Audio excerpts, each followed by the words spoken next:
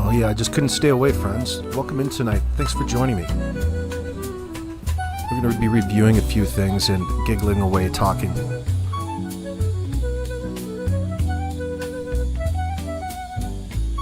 Something tells me that everybody involved in this situation isn't going to be as giggly as we are.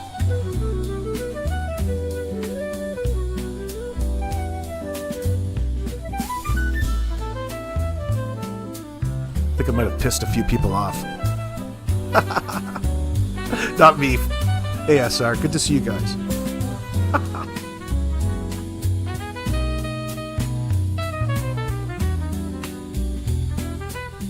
I'm starting to really like this Karen Jones gal.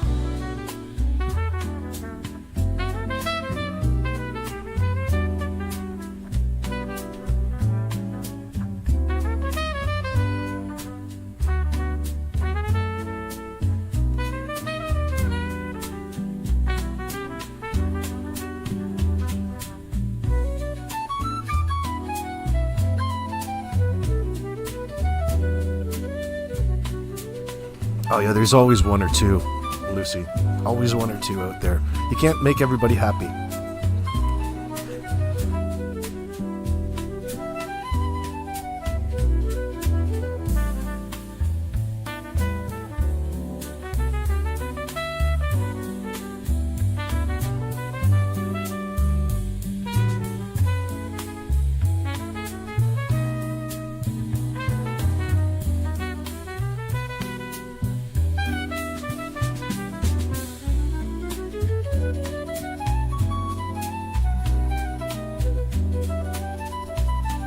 Just for future reference, though, if you are sending me emails, chances are that your email could be read on the show at some point if it's interesting enough. So if you don't want me to read or talk about any of the information you give, you have to tell me that.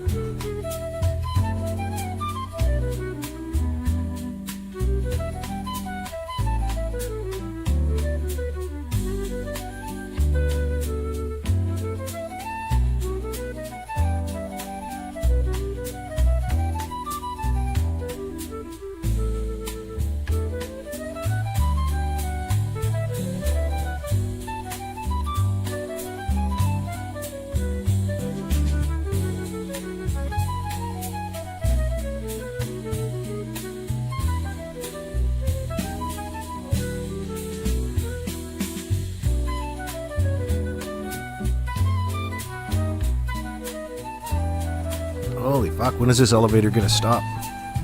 There we go. Welcome in, friends. Welcome in. Let me make sure everything's working over here. I think my audio is okay.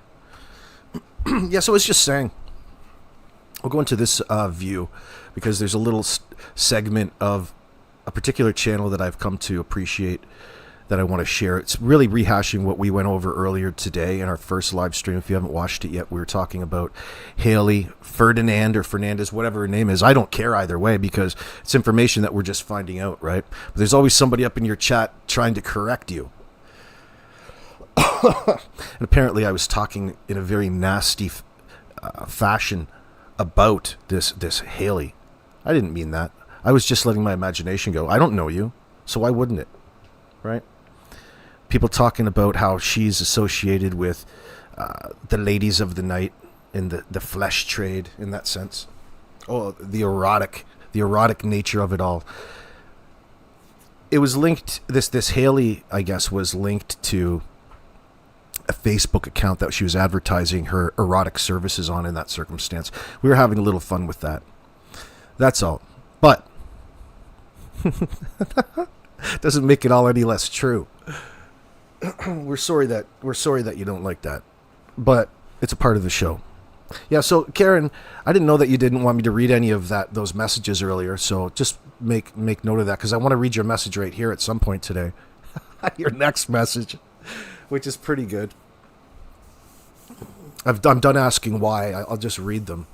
But a lot of interesting things get brought up by Karen Jones in that sense. So this whole scenario with... First off, I would need to address something else as well. I want to talk about something else. So every so often in the comments, you'll see somebody talk about how it's just such a shame that content creators can't focus on Jack and Lilly and have to focus solely on all of the drama brought forth towards all of us, the public, who have no play in this game. Okay, all of the information that we've been given is by way of Jack and Lily's guardians, parents, people who should have been protecting them. You're not talking about anything important if you're not talking about that. You can only say so much about the particular kids. Everything is centric around these children. But there's still some people out there that want it. I swear, it sounds like all they want to talk about are the positive memories of two kids who were probably brutally murdered, and actively trying to obfuscate the digital crime scene in that sense. None of these idiots want to be accountable or talk straight to the point on anything. They're fighting to maintain a narrative in which they've admitted to lying about already. And this story is so weak from this fool Haley. Who cares? You just love to hear yourself talk, honey. You're a skank. I can tell that a mile away. And the more and more that you take a look around the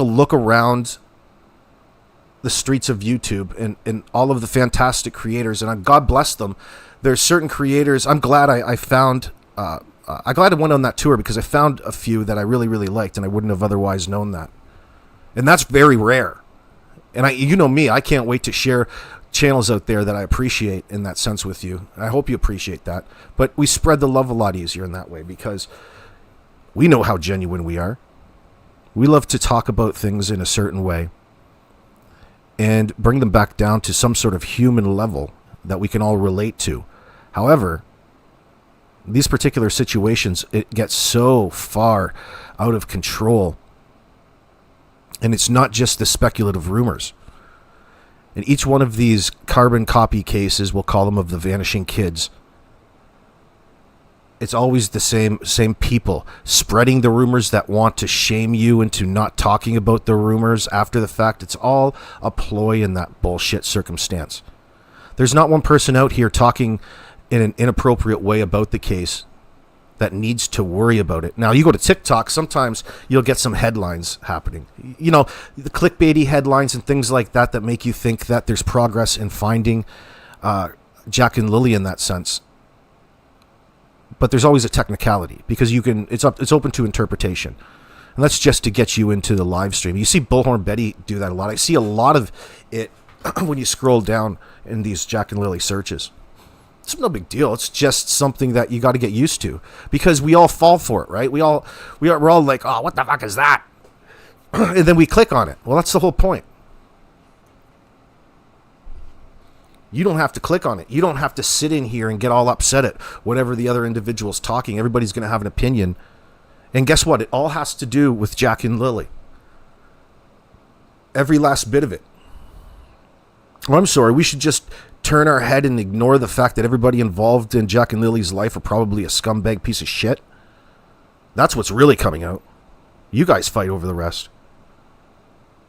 Why the fuck you would ever want to fight to get a little bit of attention in a circumstance like this is beyond me. But But it goes to show you the types of shallow, disconnected individuals that were in Jack and Lily's life. Well, primarily, that individual is Malaya.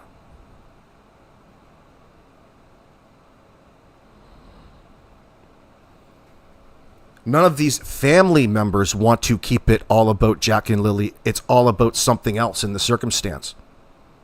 It's not the viewer's fault. It's not the content creator's fault. It's Daniel, Malaya's fault, and everybody associated with their family. Everybody that inserts themselves is got some sort of cockamamie inbred circular family tree relation to them. Take it up with them. Everybody's here because they want to know where Jack and Lily are and what happened to them. Now, if you're like me, your opinion's ever evolving in that circumstance, in that situation. And here we have a circumstance. Christ, a few weeks ago, we were still very hopeful that they could be found because we were buying what an individual is trying to sell, an internal person, derrin, geddes, to the family. Somebody who has admitted has family ties to it. Who cares what it is? He spends all of his time dumbing you down into more or less giving up and believing whatever statement he does because he never shuts up. Okay, derrin, okay. Just go on to the next point. Make your point and go on. He never lets it down. And he's already remember when he was up there on Dolly's preemptively dry begging? Now we kind of know why at this point in time. Because he's full of shit. He's setting himself up to benefit in the long run. This guy's as shady as it comes. At some point we'll know if this Janie story is true, but I wouldn't put your hat on it. It would make no sense. They all come at the 11th hour and they want to rehash out what the public believes was really going on. What do you think the point in lying to you all along was in the first place? So that they could sit here after the fact and readjust your perception at any one point in time to clarify and straighten things out.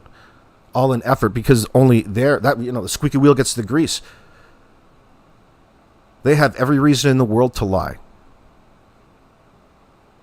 I would have to expect the same people in the driveway who were fighting have a high level of association in a wrong manner, culpability in this circumstance.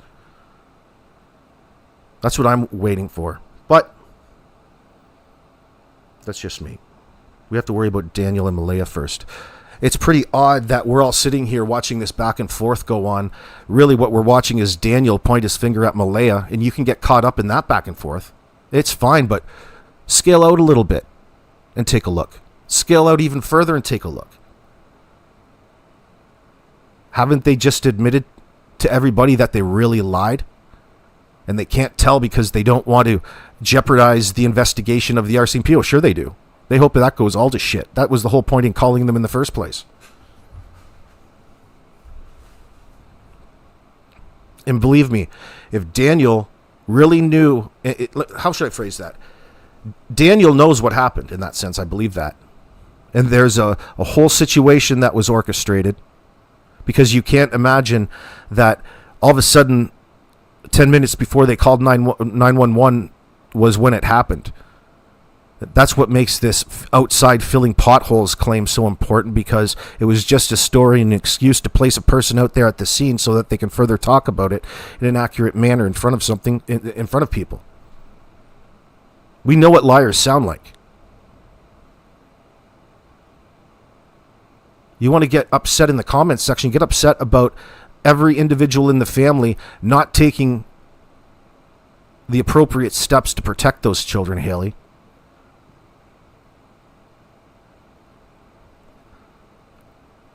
They're sitting there arguing over...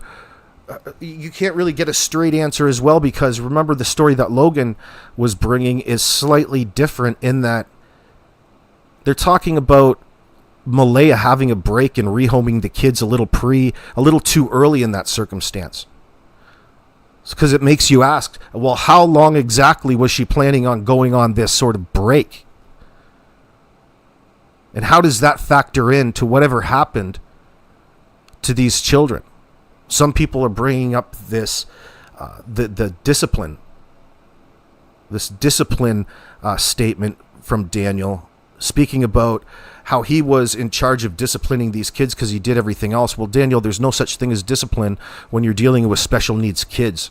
That scares the hell out of me when I hear him say those words, because it tells me that he doesn't know any better. And it's not wrong. Everybody's green and fresh at one point, but when you start to talk about discipline and children that are probably on the spectrum, you're never going to put those two in the sentence together. There's no such thing as discipline in that circumstance. You got to deal with things in a different manner. Sadly, if it were only that easy. It's not that easy. But it doesn't necessarily make him evil. It just makes him unknowing in that sense. And then it makes people's minds wander as to maybe this discipline led to their ends. And I don't know, that's a little far at this point for me. But I could be sold into it. I just don't know where they're pulling that from. And why would that include being locked out of the house in that circumstance? First off, when you're locking kids out of the house, you don't want... and you're disciplining them. All kinds of people can see that. Not necessarily that they can see that in the woods, but you don't want everybody knowing when every time you're disciplining your child by the way that they're locked out of your house. That's a problem. Now, there's making a point. There's doing things once to see if it works for like 2 minutes. And there's utilizing something as a tactic to discipline a child. That shouldn't be... Listen, these children are 4 and 6. What the hell are they doing that requires you to discipline them? I have a hard time believing that. So that's just... I don't know if that's factual. It makes me wonder, because often there's people out there that know more about the situation than we do at this point in time. Yeah, no, I know, Tammy Burke. It makes no sense to hide these children. What was their plan? To hide them forever and no one was going to keep these children hush hush? No way. Yeah, exactly. It's all fine to sit up here in front of us and claim that. And for a few minutes, we'll believe you. But at some point, something's going to have to come of it in that circumstance. And in this circumstance with Durwood Grady and his claims, the more and more you think about it, the less it makes sense. Because the investigation wouldn't be looking a certain way. All of this was well known before you called 911 instinctively. And that whole story doesn't hold any goddamn credence because it's so ridiculous. Could you imagine Malaya sitting there? She didn't have confirmation that her children were gone to her own standards and instinctively called 911. That is the dumbest fucking thing I've ever heard. That scares me that you would even come up with something as stupid as that. It really does. It scares me because it makes me wonder what really happened. And the possibilities are even that much more darker.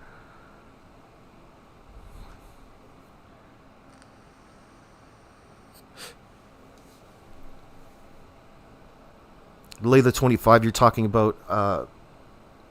Yeah. Did she scream a lot in that sense? You have a strong suspicion Lily's screaming drove D crazy? I would have thought he would be more patient than that, but anything will drive you crazy if you're tweaking out. If you guys are all high all the time, everything is going to drive you nuts. Is that what we're looking at here, do you guys think?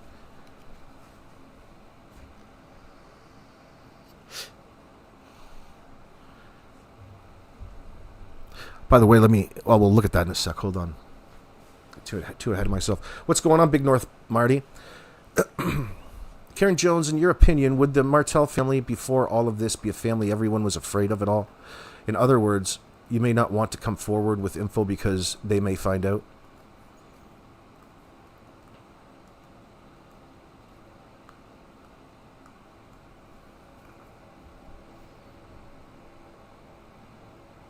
Yeah, right, Shauna. Well, I think when they say scream, it's just how she communicated.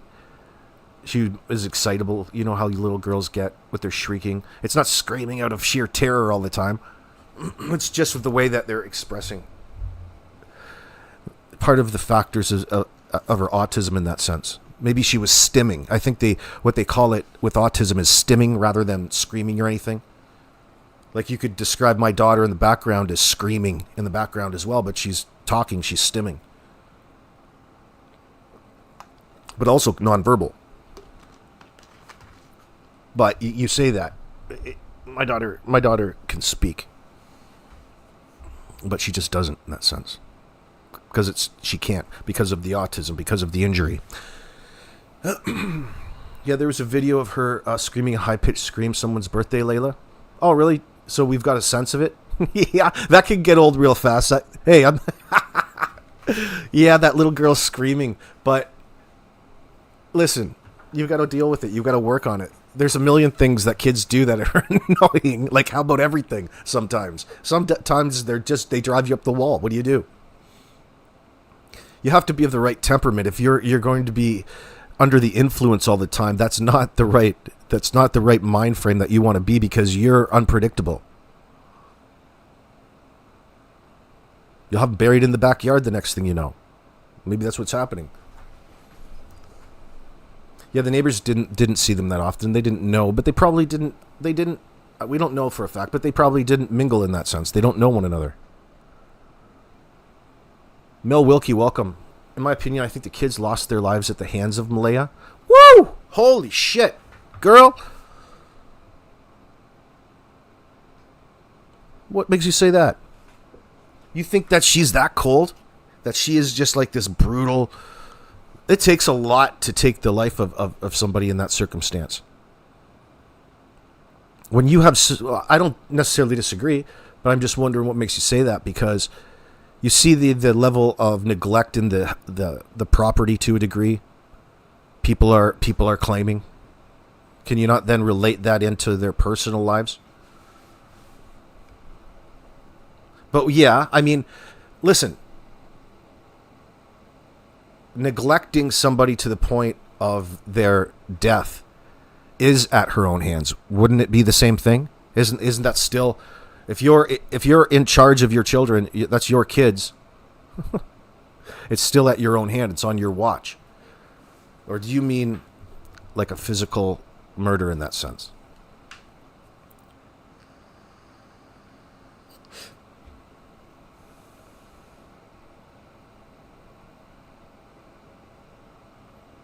Yeah, Layla, that's possible. Very rare. Not all stepdads are fantastic in that sense. As good as the love that's available from bio dad. Sometimes it's the opposite. Sometimes you just can't find any good adult in these children's lives. We see that far too often. Because there's not a lot of videos made on all the good dads out there. Just the bad ones. Unfortunately. It's a thing.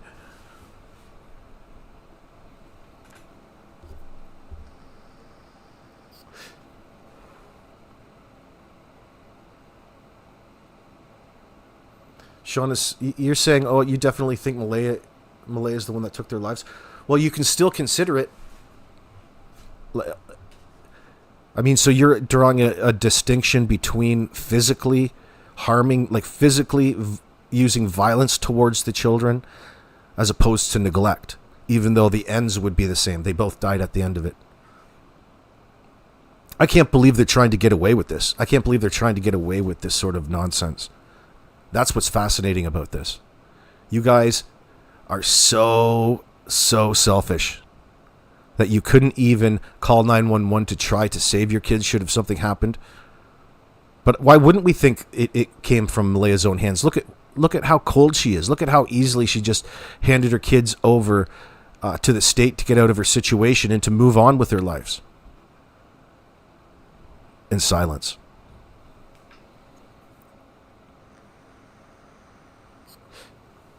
Right, Trees. They're both responsible, bottom line, and in the law's eyes. The way that they talked about their living arrangement had me worried a little bit. Because it makes you wonder. This is the part of it that they're sharing. And when it sticks out to you as just a little bit of cringe mixed with the fact that they're really green and probably shouldn't be raising kids in the first place, it has you worried as to what really happened. Like what they're not telling you. Kimberly Whitaker believed Jack OD'd and Lilly was screaming, and one or both parents lost their patience. OD'd on what? Well, the big danger would be fent. That would be the danger. That would be the big one. That would do it. That would restrict their breathing, and they would go to sleep and not wake up. And parents, whether they were high or not, might not understand that or realize what it is that they're looking at, because they're not expecting the kids to get into the cupboards. But how would they know? If they're using in the house and they've got stashes all over the place and the kids are up rooting around for things to eat because they're too lazy to get up with the children, the risk factor just went up tenfold. Hey, Constance.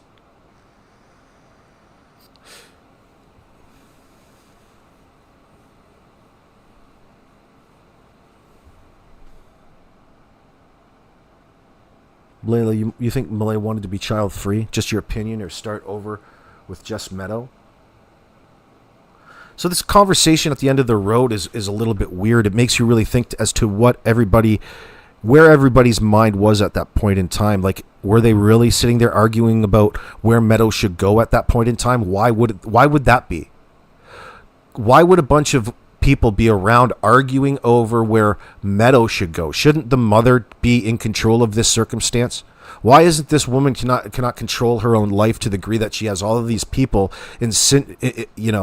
jumping in, telling her what she should do with this child? It doesn't seem like it was a very stable environment, or there was something else already going on at the same time. None of it had the children's best interest at heart. It's all, by it looks right now, it's all simply because Malay is trying to avoid any sort of accountability here. And now they're talking about where the kids should go. You're talking about drugs, where the kids should go.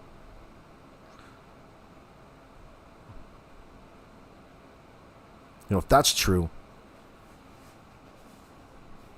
especially the fact that she's walking it back, like, it was going to be. Why does this Haley get so upset and feel that people are twisting her words when she's the one that comes out with the claim? You're the one that came out with a generality, and when somebody wanted to get specific, you started claiming that people are twisting your words. Is it because this derrin was telling you to shut up in the live chat? He was daring you to keep talking. Thanks for that message on the thumbnail of 1111 True Crime. I got a screenshot of that. We'll have a look at that in a second. I wonder. But let me play this little clip from 1111 True Crime talking about what we went over this morning. I want to capture this because it's a good little sound clip, and she gives Haley hell in this circumstance. It's not just me up here making things up and shit talking. Found METH or cocaine. And then she says you guys are twisting shit up. And then this person writes, Haley, the reason people want to know what kind of rugs is to consider where the children could, and we don't see. And then, like I said, I'm just trusting that this is Haley, but take it with a grain of salt because we don't know. It says people can want to know whatever they like. Doesn't always mean they get the answer they expect to receive. Next question. Okay, I'm going to come out before I vomit in my mouth. I'm about to lose my shit. So this. I love it. You got to do more of these. You think I was harsh? Excuse me. You think I was harsh up here? No, man. She damn near vomited in her mouth after Haley turned some sort of attitude. How dare you, Haley? How dare you, Haley? I was nice compared to what she's about to get stripped down with. Because we don't know. It says people can want to know whatever they like. Doesn't always mean they get the answer they expect to receive. Next question. Okay, I'm going to come out before I vomit in my mouth. I'm about to lose. Just a second. I got to interrupt because I see a comment. Kimberly Whitaker, you never thought about fentanyl? Well, it's not necessarily that they went out and bought fentanyl or carfentanil or anything. The problem is is if we know they're engaged in recreational drug use, whether they're just out partying or not, the risk factor increased 1,000-fold for the danger around the kids because everybody's drug supply is tainted and cut with fentanyl. Everything. Everything. That's the problem. So it could be it could have been all kinds of things. But the one commonality between them all is the fact that it's tainted and cut with fentanyl. All of these dealers will buy a little bit of fentanyl and make whatever drug that they're cutting it with that much more addictive and give it that much more of an intense kick for the end user in that circumstance. It's like gaining control over all of your slaves in that sense, using fent. And that's really it's not the good old days when you used to get an 8-ball and it was like the 98. It's not like that anymore. It's horrible. It's shit. Not that I would know. That's just what I heard. But you know where I'm going. That's the real danger here. And even if that circumstance happened, why is it you couldn't call 911 immediately to try to get that's even hard to believe. You could have Narcan the kids technically. Does Narcan work with fentanyl? I'm not sure. There's so many options. Those kids probably could have been saved if they did OD and get into something. It's just that none of us out here can yet measure just how self-centered and disgusting these parents are, but we get there day by day, sadly. And it's just not us wanting to talk bad or poorly about them. They've demonstrated over the past 2 months that they put their own self-interests far ahead of that of their children. Combine that with all of the internal disagreements and discussions of these secondhand stories unverified after the fact. The only thing that you need to know is that they weren't told the truth in the first time. Therefore, you have to take it the worst case scenario in this circumstance. The police would have had to have seen that the first day because their claims and stories are so horrible. That gives me hope for justice in the circumstance because of just how dumb these people are in this sense. I'm interested to know what happened. And yeah, I'll hold it against them.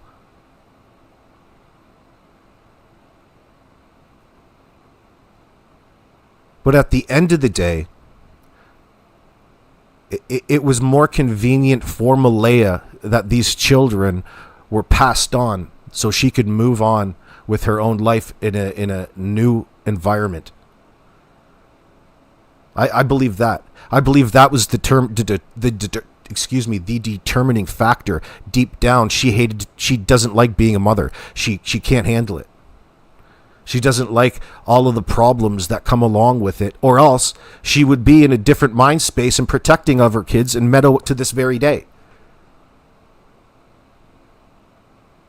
Think about how a person like a mother like that would be thinking in an emergency situation should those kids have got into something and it restricted their breathing to the point of really cutting their oxygen off to their system and dying.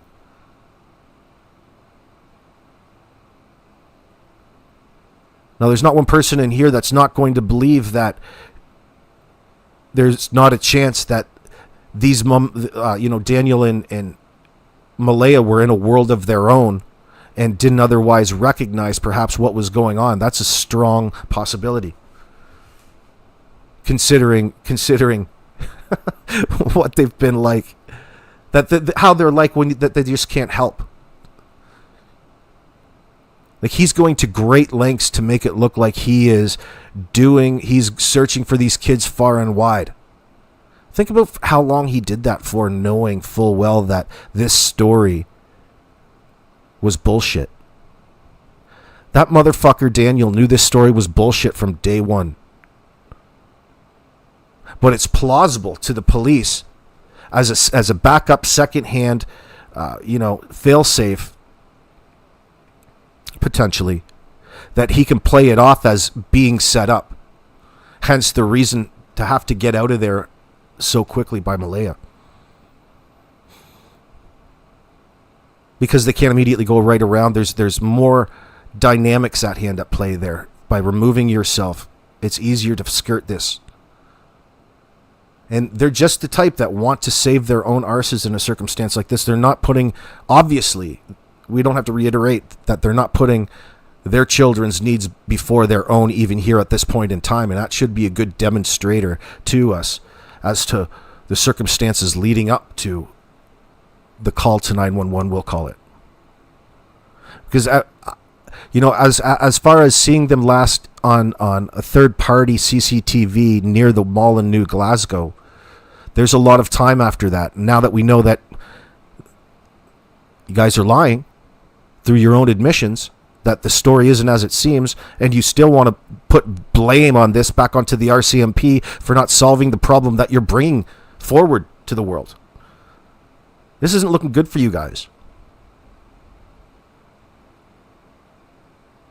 Every step of the way, they've wanted to put blame back onto the victims here, which are Jack and Lily. And they've wanted to put blame back onto the RCMP for doing their job. And then play like they're not suspects. Well, don't worry, it's nothing. I'm no suspect. I took this polygraph examination.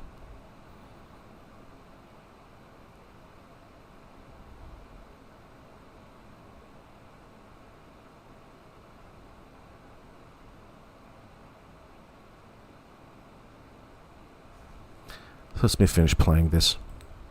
People can want to know whatever they like. Doesn't always mean they get the answer they expect to receive. Next question. Okay, I'm going to come out before I vomit in my mouth. I got to stop it there again. Good to see you, Queen. There's the Queen, the Volt XL in my chat. How are you, darling? Hey, AB, chat. Why do people assume missing kids overdosed? Most kids are deliberately unalived by their parents and caregivers. 500 per year per the FBI stats. Jeez. Yeah, because, well, as soon as you start talking about Ruggs being involved, people want to attribute that, and it's a strong possibility. The more and more that Fent has taken over, it's more of a situation on the day-to-day reports, I think, that the children's support gets, Children Protective Services. I think that's more of a commonality. I don't think it's necessarily just people out there, because I think it's probably just so happens every time that we talk about these circumstances, the types of individuals, the parents that are involved in this are often addicts or in active addiction and things like that, which makes it seem that we talk about it an awful lot. But you're right. The observation's right. All right, so 1111 was just about to throw up in her mouth after Haley's comment, so let's pick it up. Go with Haley. I don't know for sure. I didn't see an icon. It says, let's start here. I'm not obligated to answer something I don't want to. And then Haley goes on to say, allegedly, Haley, at the end of the day, you guys are all strangers to me, and probably to this case, besides getting updates from the internet, etc. Quote, I never once said I found METH or cocaine. And then she says, you guys are twisting shit up. And then this person writes, Haley.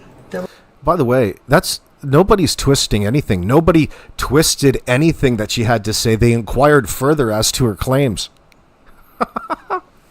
That's what's really happening. If you're not already aware of the situation, you're just getting to know this. The reason people want to know what kind of rugs is to consider where the children could, and we don't see. And then, like I said, I'm just trusting that this is Haley, but take it with a grain of salt because we don't know. It says people can want to know whatever they like. Doesn't always mean they get the answer they expect to receive. Next question. Okay.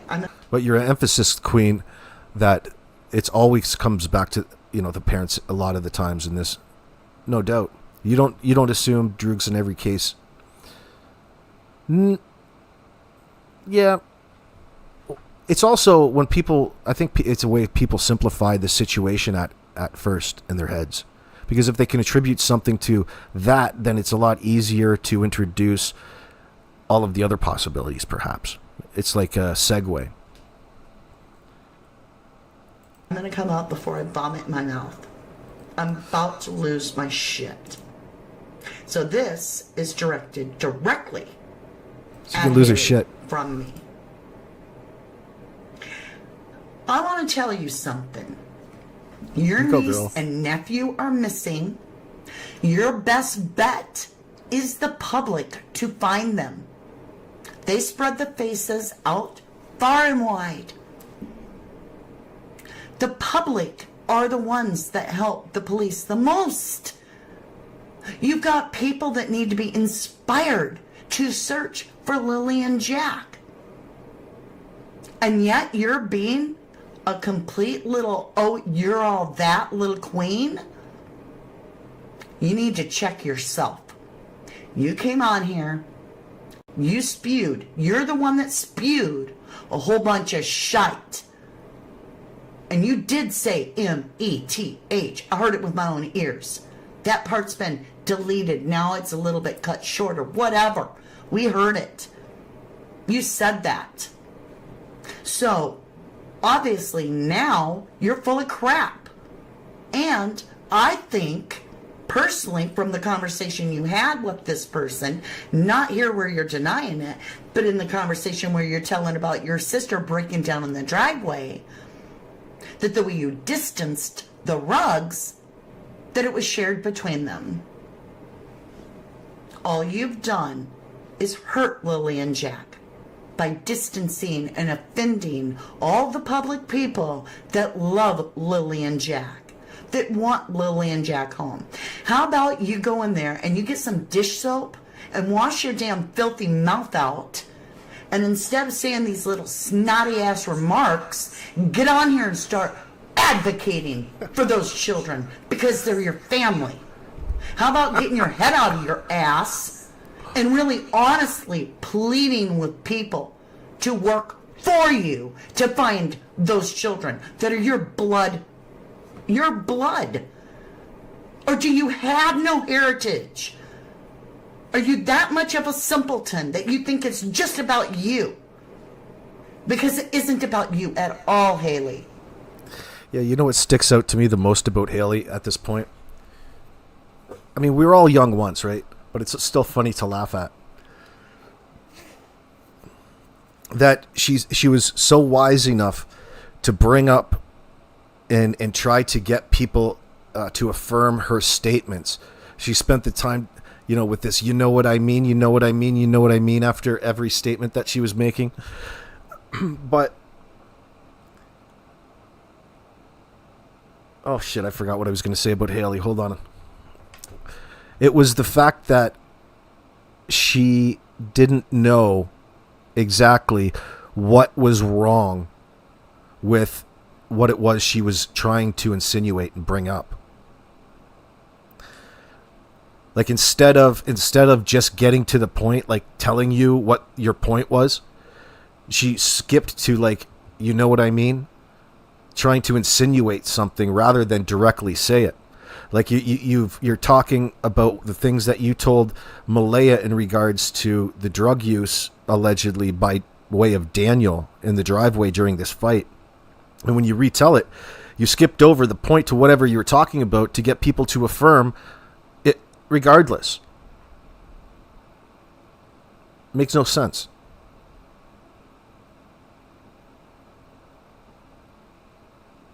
Like, you couldn't articulate what it was that you meant, so you had to then ask the person you were communicating with if they knew what you meant. That's a bit of a problem when you're trying to communicate something so important in this circumstance.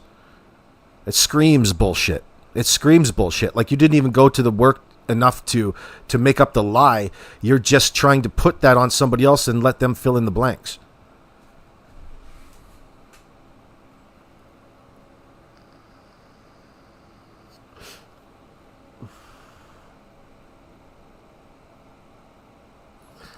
What's that, Annie Ruler? The half-sister clearly said that they went into the bathroom to search why Daniel was leaving to bathroom too long. Found rugs, according to her. You heard her? What are you saying, Annie?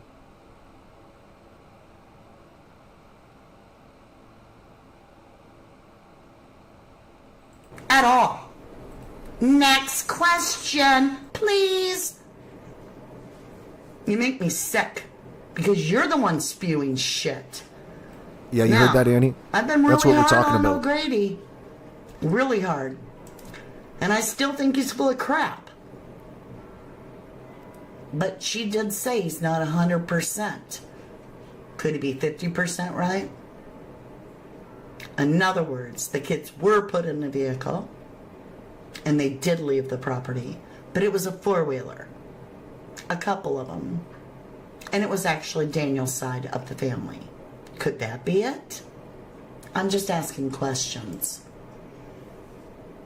Adopt a cat. How does the mom and her family Yeah, Karen, they wanted to see if Daniel left the seat up and if he flushed. It's her statements are sketchy if you break down the word by word, but yeah, it's hard to believe her in the first place. All you had to do was just bring it up, right? She doesn't want to say in a snobby way, a snotty way. She's very, very touchy over it. She doesn't want to say what the specific drugs she thinks are involved are, which is, to me, fine. Because no matter if you say it or not, you already brought it up. And the danger to all of that would be it was cut with fentanyl, no matter what it is. But we do an awful lot of time trying to weave that together because they keep bringing up drugs. But this could also be a distraction for the sheer fact that old Malaya is cold as ice and she wrang those kids' necks for all we know. Knocked their heads together and threw them in the ditch. Had them dig their own graves, bury themselves. How do we know? Why she doesn't want to come forward? You'd think now would be a perfect time. She's in need of some sympathy.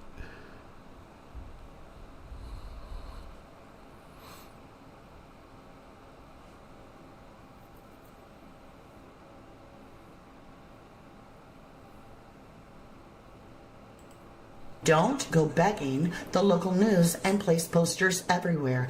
Great question for Haley. Hi, how do I say your name, please? Ramilla?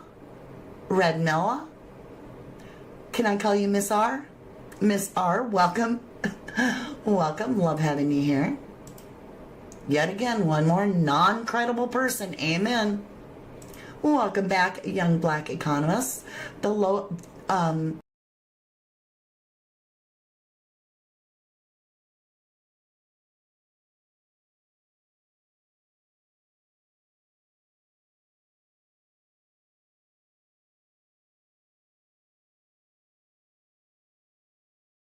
I wonder if that's a legitimate Derwood O'Grady in chat over there, really telling Haley to sarcastically keep talking in that sense, or if it was one of his alter egos. There's multiple accounts in that circumstance, but it's worth mentioning because people are talking about it. At least we don't know if it's a legitimate scenario, or if it just looks a certain way on purpose.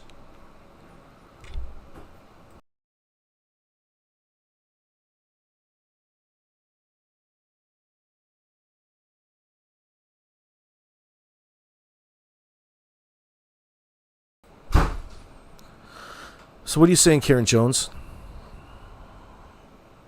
What do you make of this story? You're the one who's bringing up all of these statements about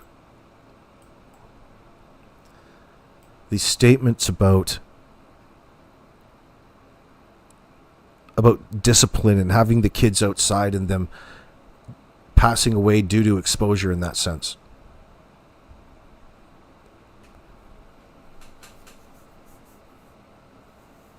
Hey, Jamie.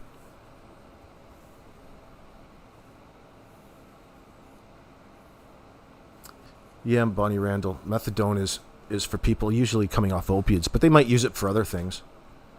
I think I've heard it be used for other things as well, Bonnie. I don't know if that's if that's applicable in this circumstance yet. I can read parts of your letter, Karen, but do not mention geographical locations. Okay, I won't do that. Let me see here. I'll protect this screen.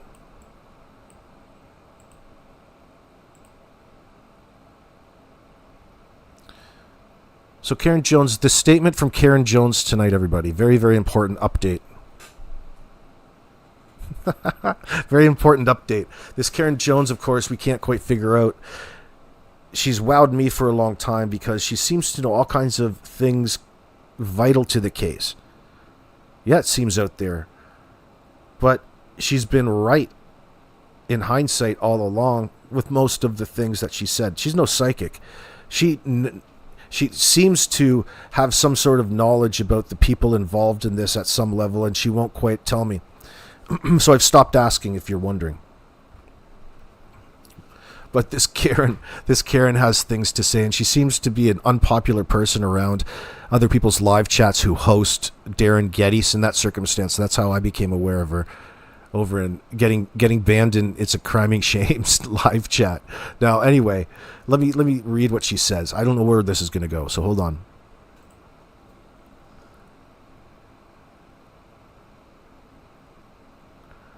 Okay, so by the way, Karen, I was confused in that message because the attachment that you sent was a bunch of code. Okay?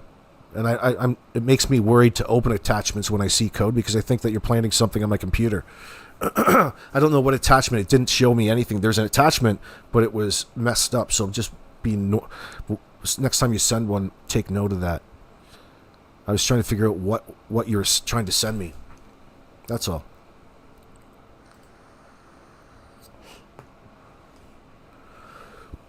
Let me see.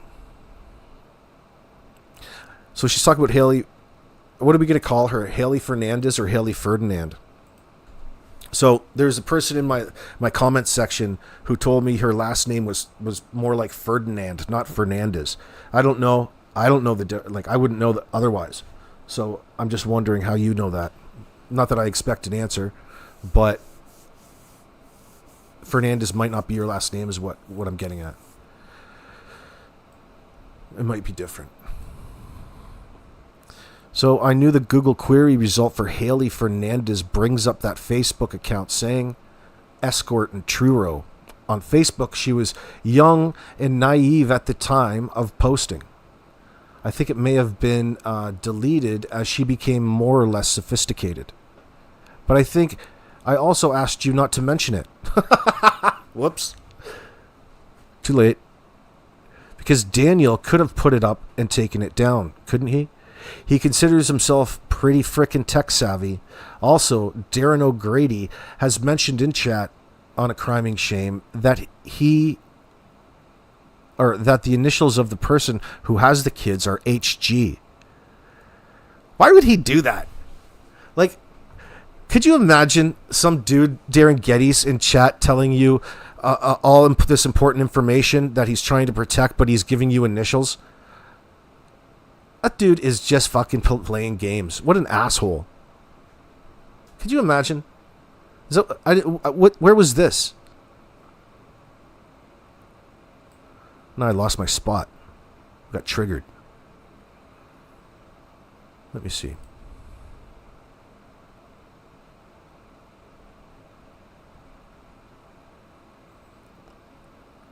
He considers himself pretty friggin' tech savvy. Also, Darren O'Grady has mentioned in chat on A Criming Shame, I just answered my own question there, that the initials of the person who has the kids are HG.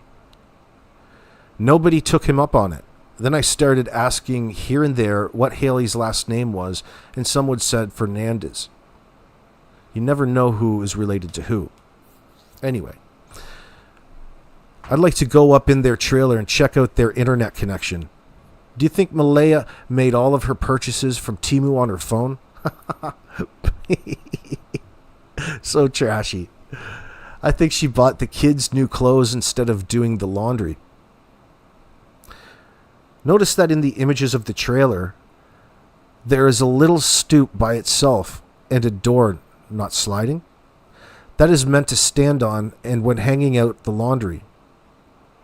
They didn't do too much laundry. In one interview of Daniel, how do you know that? In one interview of Daniel, there is a washing machine behind him.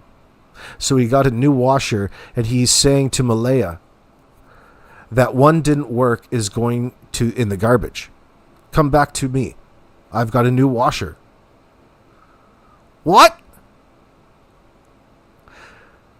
In the one interview, Daniel, there's a washing machine behind him. So he got a new washer, and he's saying to Malaya that one didn't work and it's going in the garbage. Come back to me. I got a new washer, girl.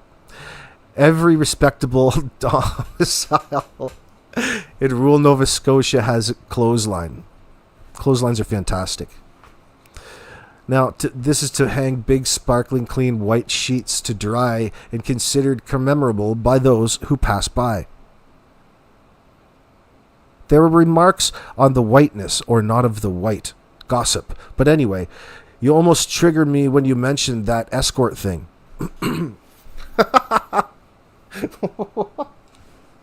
Oh, shit. You triggered me when you mentioned that escort thing. If Derwood or Haley or Janie would see me in a dark alley, they would be considered...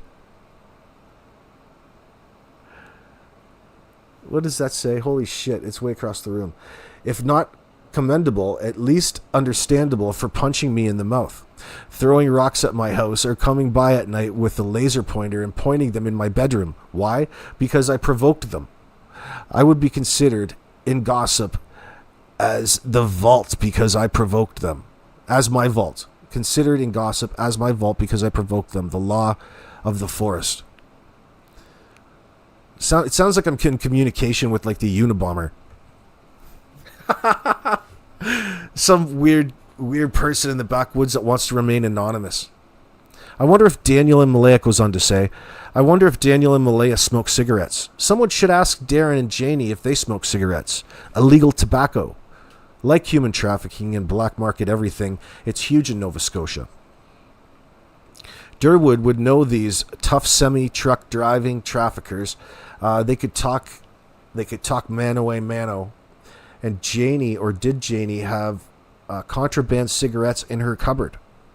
If so, this becomes a federal case of tax evasion. A new song for the Danny and Malaya playlist. More feared than CPS, more reviled than the RCMP, the taxman, right? The CRA. Maybe Janie and Derwood are in the illegal cigarette business. In addition to all of the other stuff like missing children. What if you were just a naive person from Ottawa who could work from home during COVID and thought that Nova Scotia looked like a pretty place and bought a house there in Derwin, we call him Derwin now, it's a combination of both names, turned out to be your neighbor. You would move and not leave a forwarding address. Speaking of which, I wonder if Malaya went to the post office and gave a forwarding address. Did you see the post by the guy named Ron Murray? Just screaming, I am not related to this woman. Kind of funny. Ron is Janie's brother. Okay, that's noted then. Ronnie is Janie's brother. Didn't Derwin mention that Janie was calling him at home at some time? Yeah, like 8 in the morning, 7:45. I'm not worried. They will never find me where I am, and they don't like traveling out of their own territory. Law of the forest. So it's a little message from Karen Jones there. That's a little message from Karen.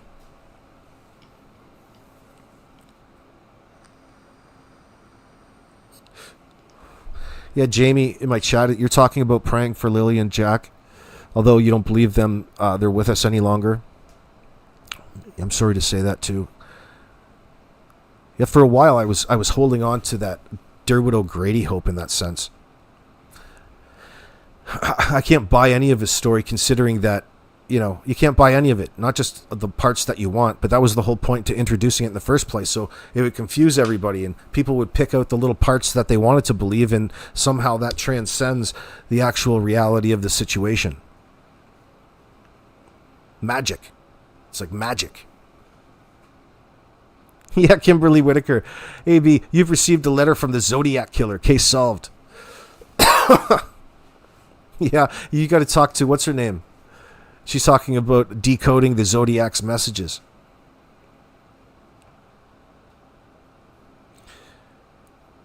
They all knew about the rugs. The kids were never safe. Constance.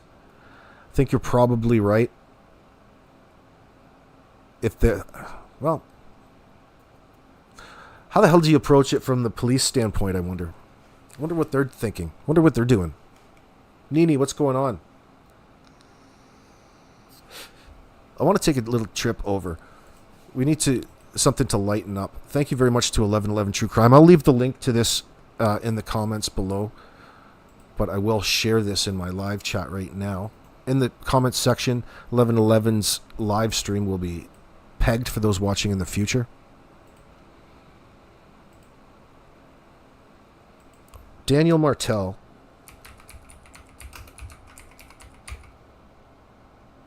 Let's go Daniel Martel interview. I haven't seen a lot of these older ones. I wanted to go back to this CBC interview. So here's a CBC. Here's stepfather of missing Nova Scotia children calls on public's help. So here's an early clip. Let's see what he's looking like. In other news today, the search continues this morning for two missing children in rural Nova Scotia.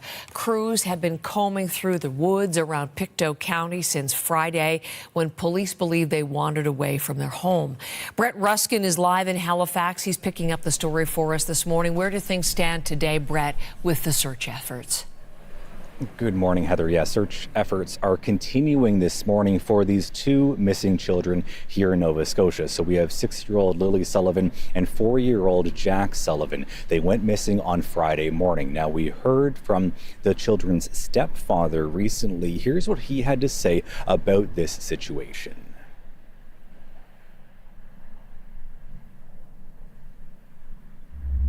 The last few days have been very stressful.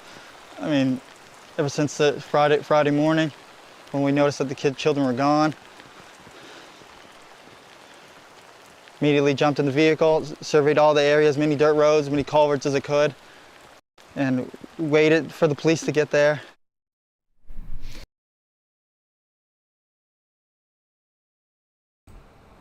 Is he tweaking? You guys think he's tweaking right there? Haley does. Haley thinks that he was tweaking. Nini, do I think that they're still alive? No, I don't.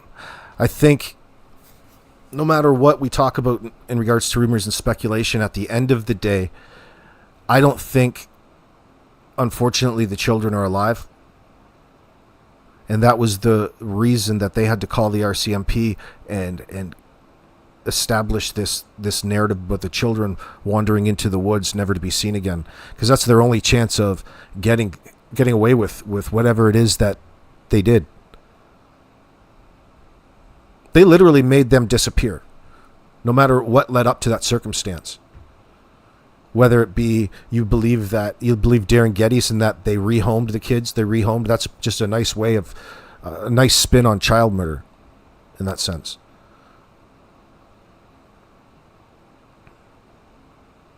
These people are eventually going to talk themselves into a situation where they're going to have to provide answers to the police. You would think, we're taking for granted that the police already know all of this particular information that we're sorting through. It's not us just up here speculating. You're in the chat just bringing things up off the top of our heads. Each and every person that brings this up in the area we go, there's a reason and a source from it. It's not necessarily disinformation or misinformation. It's all misinformation until you know the truth. Then you can look back and then you can sort things out. But when you're in the moment and you're trying to sort through things, speculative arguments are welcome in that sense. Look at the scratch under his eye, Texas lady said. Knowing that, looking back on them now is so helpful to a person when you try to get your mind back to that point in time, because at the time you're giving the guy the benefit of the doubt, whether you were suspect or not. You're like, oh my God, there's this situation. There's this situation out there and there's this missing kids. I hope everything turns out all right. At that point in time, you're not thinking that this guy's completely fucking lying to us based upon the shit that he's came out with on social media at that point. But you are now. When there's one lie afoot, there's more than one lie afoot. And it's just a way of confusing this scenario. Because you have to have somebody prove it. Let me see Daniel again. Let me have a look at you. Very stressful. I mean, ever since the Friday morning, when we noticed that the children were gone. So apparently, I was watching this other channel too. It was what's her name? I forgot her name already. Daphne this morning. Daphne's Case Files. And she was sharing this TikTok of a video with a person wandering through the brush just around the house there, so you could get a good idea without any vegetation way back in May what it's like and how dense it was. And how many times do you know kids just to go running straight into the thick brush, the thickest of brush? You don't even do that as an adult. Nobody does that. Okay, kids don't do that. Kids, everybody naturally sticks to the path of least resistance, especially if they ever went into the bush, and it would be a trail. It would be an animal trail or a trail that's worn through by the water or walking by some people over a period of time. But the point to bringing it up is I thought it was interesting that I didn't know this before.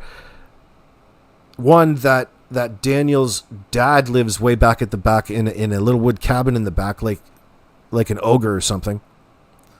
And that he was out there challenging and harassing and trying to chase away the particular person that was bringing to you that video. Now, why would he be trying to chase people away that are looking for his child? Well-wishers. You would at least think that he would be understanding to the scenario, the situation. But he was all out of sorts. I wonder what he's protecting.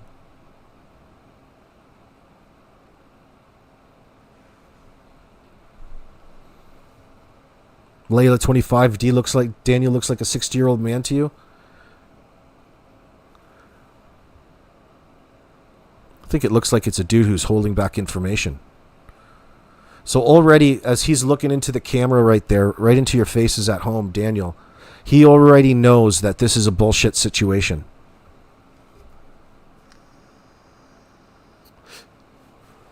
According to his claims now, at that point in time,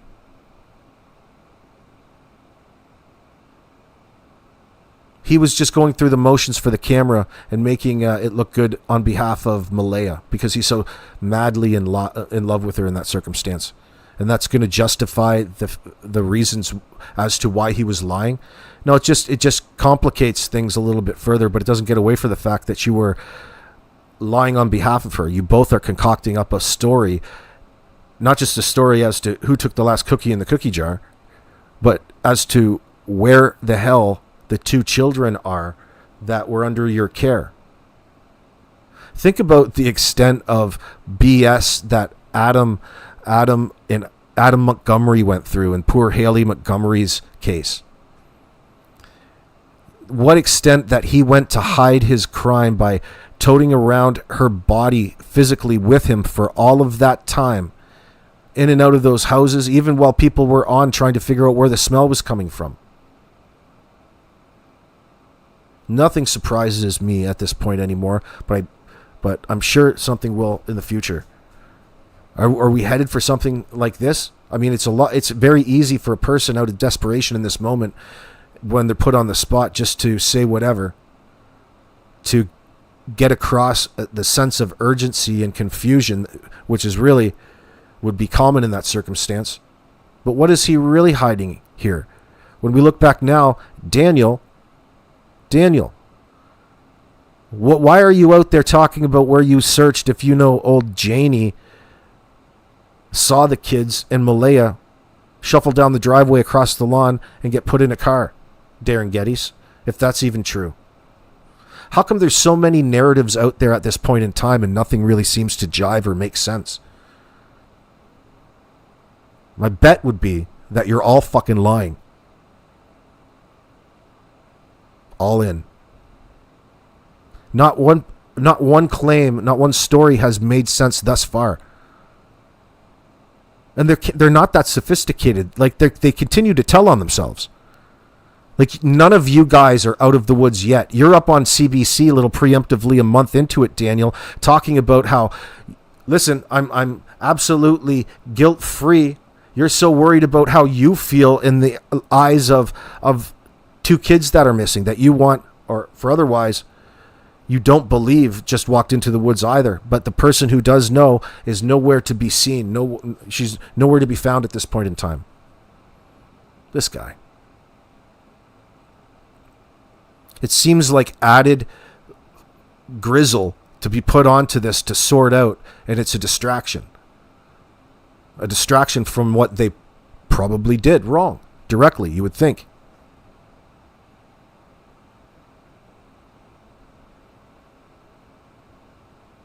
Daniel had been up all night. The kids did not wander out in the dark, in the rain, and it was cold. He was up tweaking all night, hiding the bodies.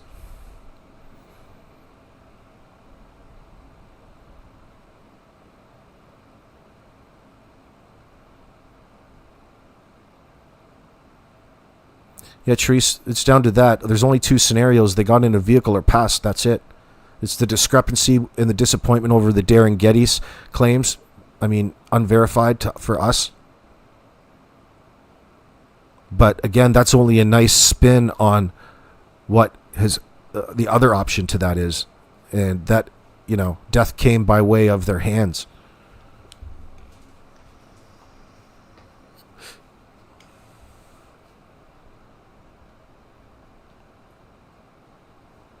George Carpenter said one landowner kicked the RCMP and the searchers off the property where they had set up rescue command to listen to this. She said she needed her property secure. Let that make sense. Well, for a lot of Americans, they would understand that. A lot of people just don't like the cops, man. I don't blame them. You don't want all kinds of shit on your property. I don't blame them. Can you not do this somewhere else? But I mean, yeah, when there's missing children about and you're acting weird, it's not going to go over well. It looks bizarre. You're gonna have to bend. You're gonna have to compromise. Oh, more like, well, in that case, me casa su casa. No, they can't make this shit make sense, and it's not us. We're waiting here, eager for all of this information. Just a second. I've got to go tend to a snack right now. Hold on.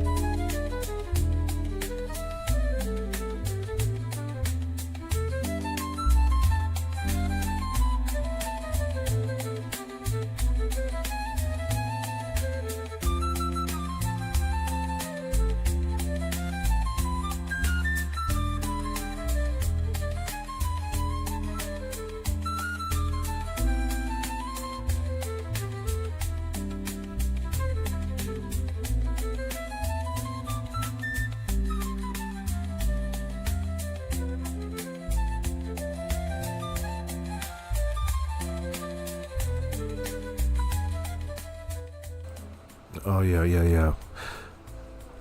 So what are you saying, Karen? Filicide is where the mother does her kids in. Is Danny still in love? I wonder if he is. What is love? What is love, Karen Jones? You feel at this point he probably drove them a long way before he made that phone? Yeah, you can go a long way in a four-wheeler, especially when you strap an extra 5 gallons of gas to you.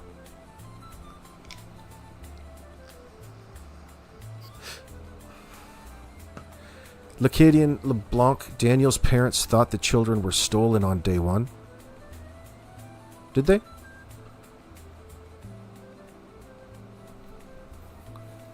The itch, they need to tell what happened to Jack and Lily on May 1st and stop lying about it. Right. And even though we're being tempted by all of this little information that's being concealed only in the public eye by way of Daniel's admissions on the CBC, it tells you right there that things aren't what they seem. And how can you not then turn that back to the other caregiver of Jack and Lily in that circumstance and ask, what exactly is your part in all of this? Like, how did you contribute to the environment that led to whatever happened to Jack and Lily? I don't know. You know, and of course, he's going to have his perspective, but I wonder what's really true in this sense. What kind of greasy, underhanded shit is going on behind the scenes that's bonding all of them together in order to kind of stick to a loose story for the cops in order to get away with child murder? Layla agrees with Karen. Daniel in his bodies, and she screwed him by leaving, and now he's mad. They're supposed to be sticking together through this. I can't believe you ghosted Daniel like that. Oh, you knew something was up right away. Like in your worst hour, supposedly your worst hour, you choose to turn around and bail on the one support that you're supposed to stand by through thick and thin in this circumstance. Boy, that relationship didn't last very long. Oh my God. Something tells me that maybe you guys are onto something with this disciplining and this disorganized arrangement of living that they had. Really, who wore the brunt of all that were the kids, who were just growing on their nerves because they both have unrealistic expectations from one another in this circumstance that they'll never ever live up to because they believe in magic, not hard work and compromise, which is a big ingredient in any sort of successful long-term relationship. That's why it's a big pain in the ass. Hey, that's just one perspective. It's very rewarding, though, as well. Of course it is. But love is boundaries. Well, tell that to Haley. It is so trashy. It is so trashy, this situation. It makes me laugh to a degree. The shit that comes out of their mouths in the circumstance makes you wonder. Why not just out with it? Why not just spill the tea, Daniel, and let the chips fall where they may? Why he's indicated that he can't wait till Malaya breaks under all of the different RCMP tactics. So he probably knows that they're trying to actively extract some sort of admission because it's their best bet. You have to, at the end of the day, have something. She has to answer for something. Maybe they're leading Malaya on and going with their story until they can't go any further. Because at some point, they're going to keep following up, and when everything a liar says falls through, eventually somebody's going to have a problem. Like all of the lies that are coming out of her mouth in order to protect herself. The cops and police can't do anything at that point in time other than follow up with it. Do you know what I mean? Even though they're probably highly suspect that it's just bunk, but they still have to follow up through it and go through the process in order to then go back and spin around back on her and say, you have to adapt and adjust at that point in time, but follow up on it. You can't keep lying in a circumstance like this is the ultimate point. It's going to get you some time for a while, all while you go through the motions in front of the camera to impress upon the public that this is a legitimate situation. They really must have fucked up. You really did it this time.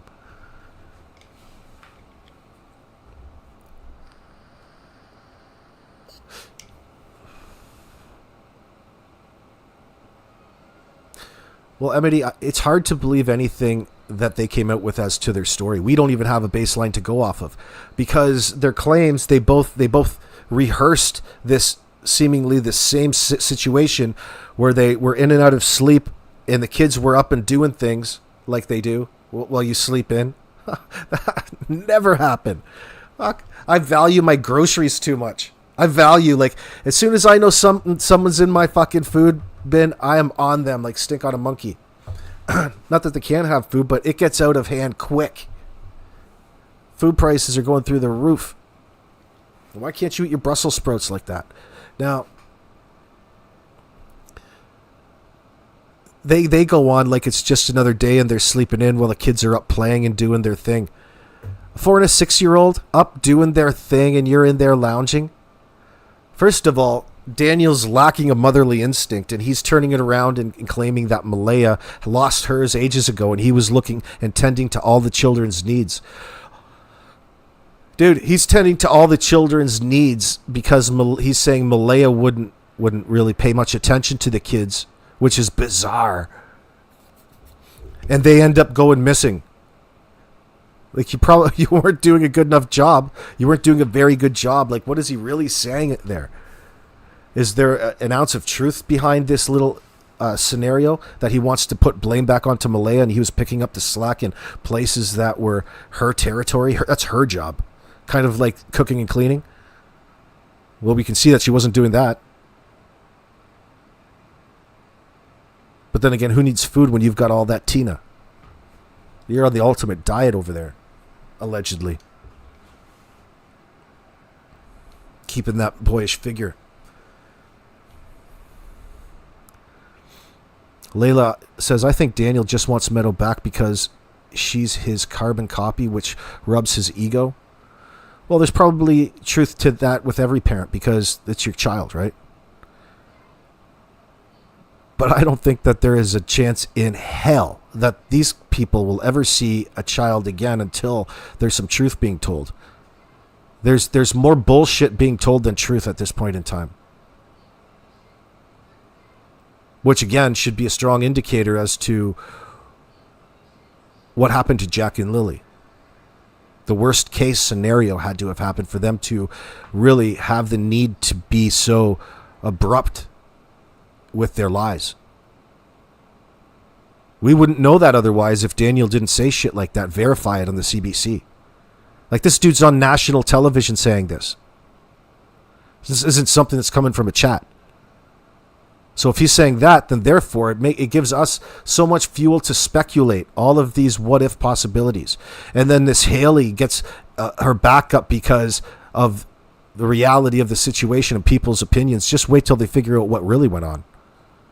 I bet you won't be so eager to jump up to anybody's defense at that point in time, sweetheart. You know, you've got the unknown on your side now, so anybody can get into this race and really not have judgment cast upon them. When they realize what's happened to these children, you're not going to be jumping in front of any camera to get any sort of attention.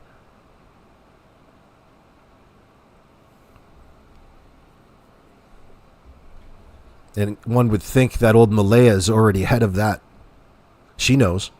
That's why she's radio silent.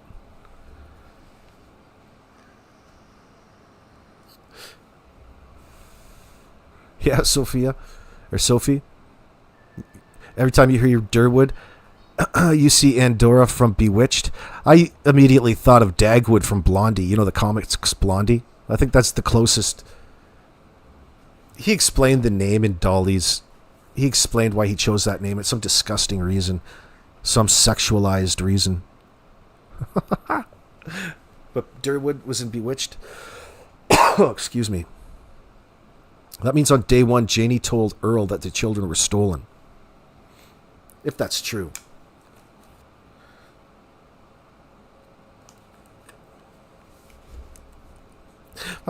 Malaya gets in front of the camera like she's saying some sort of, awards acceptance speech or some sort of well-wishing, all kinds of onlookers. Like, what was she really saying in front of the camera on the CTV?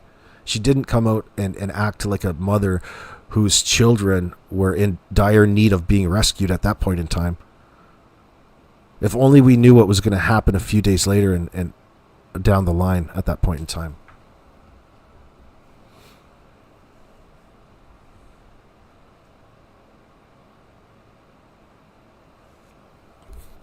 Because he has a need.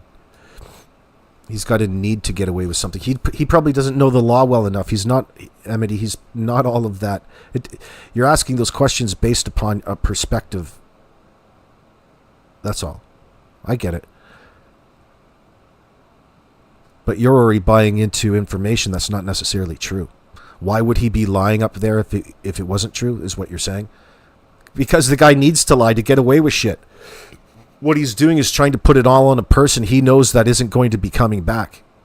He's got all of the information, but they still need to prove it. And they have to formulate a plan behind the scenes in order to extract some sort of admission. It's 10 times as harder now that they're not together. Like, it's not like they can send Daniel in and wear a wire. So getting at Malaya for the police now, when you do it, it's going to have to be done right the first time. So it's going to take a little bit. No, none of it adds up in that circumstance. Nothing adds up in this circumstance. But I'm trying to get you to release your biases and look at it from a way of the facts that are being presented to us. And we have to take certain things from Daniel as fact, especially thanks to the CBC. Let's go watch that damn thing. Let's go watch that damn thing right now. Hold on. Immediately jumped in the vehicle, surveyed all the areas, many dirt roads, many culverts as I could, and waited for the police to get there. Wow. He's in sheer panic. How many ditches and how many culverts do you have to search? Like, that really says a lot to how far out you were as a parent. Weren't you supposed to be looking after their every needs? You're the parent of the house. Like, you should know how far a 4 and a 6-year-old can travel in a matter of 20 minutes. Like, how far could they fucking be? I last saw them 20 minutes ago. Therefore, they have to be somewhere in this radius. Okay? This guy's talking about panicking and all shit. Like, what were you doing, bro? Were you getting high in the bathroom and you lost all grasp of reality? That's what Haley was suggesting. That's what Haley was suggesting was a key contributing factor to all of that. Now, how much that is true, we could only assume. But again, the drug could just be another way of introducing an alternative theory to distract the people away from the reality of the fact. And the worst case scenario happened and you guys are butchers.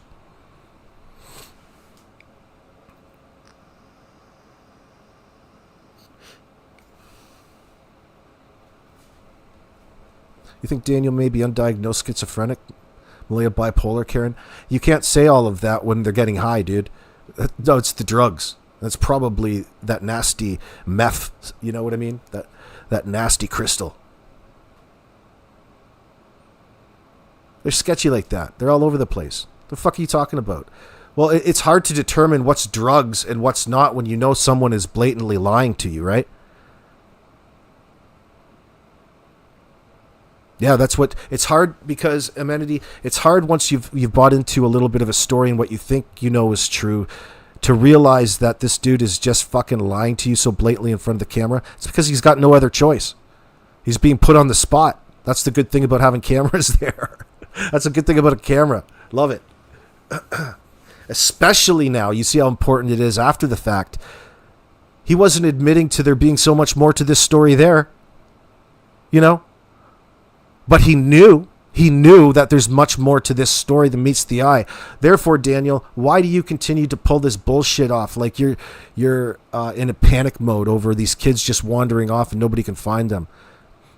You know, that legitimately does happen, especially up here in Canada and Ontario. It's happened, but thank God within a short amount of time, the headline comes back out that the kids are found too, because generally everything stops. Everybody stops and goes and looks for these kids until they're found. Because the bush is thick. The fact that you didn't find the kids when you went and looked, really, dude, this was such a horrible idea, because immediately the suspicion gets turned back on to the person who made the report as to, listen, you still have to be accountable as to where those kids were. And the fact that we can't find them isn't a good thing for you, sunshine. Something else happened here. Kids that wandered into the bush get found.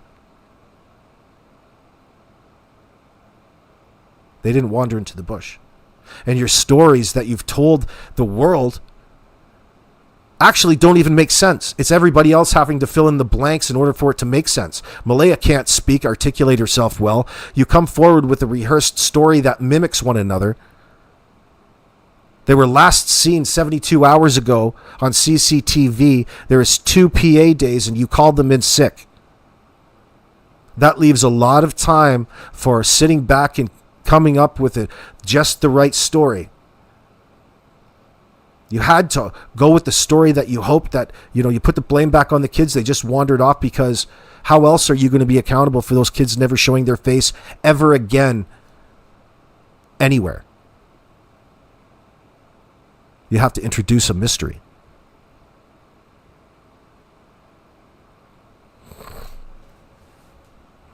David, AB Acadia has a video of Earl. He wants me to know about it. Well, thanks, Acadia. Where's Acadia?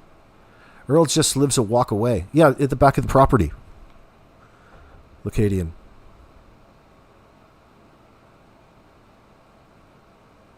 There's probably an element to all of that as well, Karen Jones. Daniel's a scorned lover.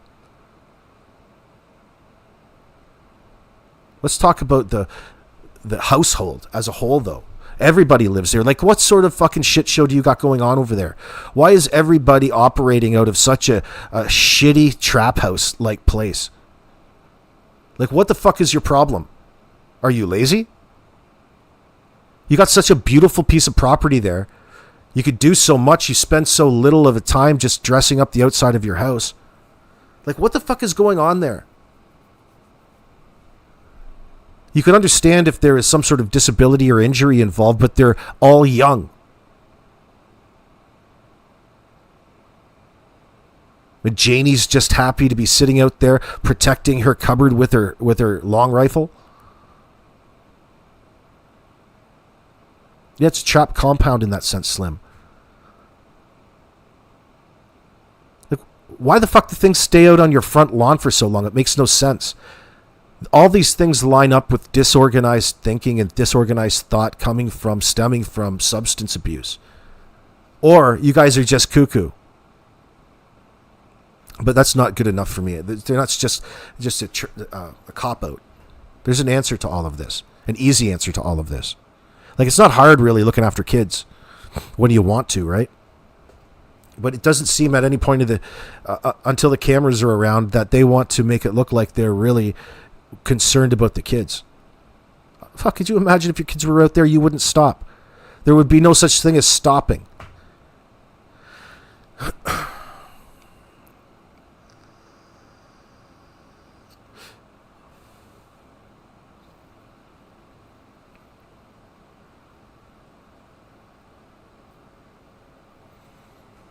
All of these people are trying not to be accountable for 2 missing babies that should never have been missing in the first place. Right, exactly, Jamie.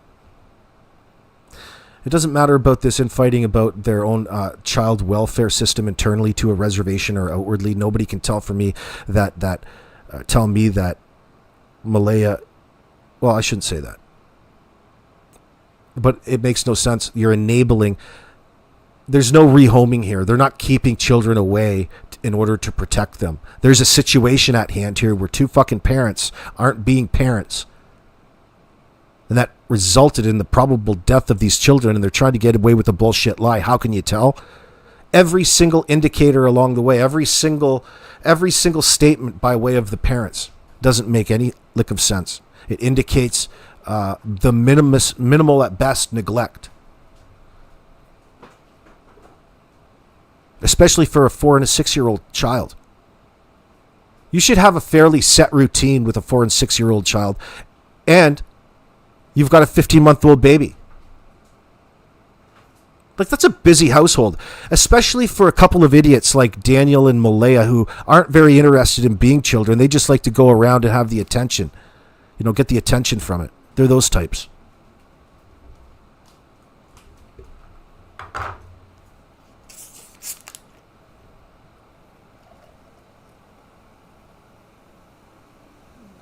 have to do a Coke commercial here. She hit me at a good time. You hit me at the right time, Chair. You have to put that back, please. Thanks. Thank you.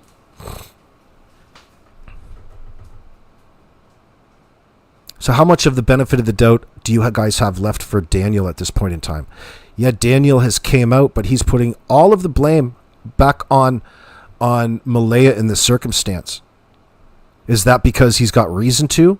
Or is it just his way of trying to get back at her for an added situation in order for her to kind of skirt any sort of accountability? It's hard to say. It's hard not to think that they're both equally culpable in this circumstance. And I believe that's the way the law is going to look at it.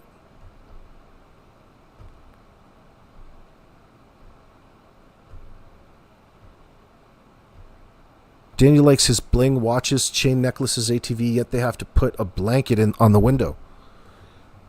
Wow. Maybe they'll put a Yamaha flag in it. What did you want?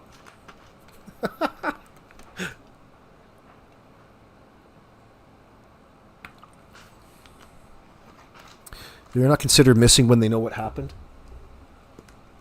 True. We don't want to play too much into that theory, though.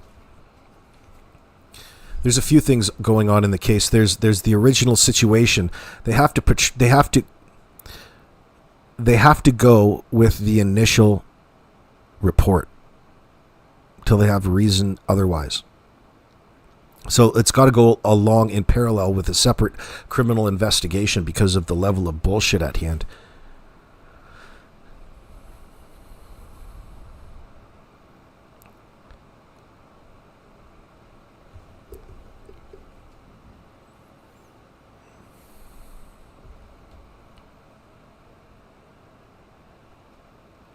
Belinda hadn't seen her grandkids. Why?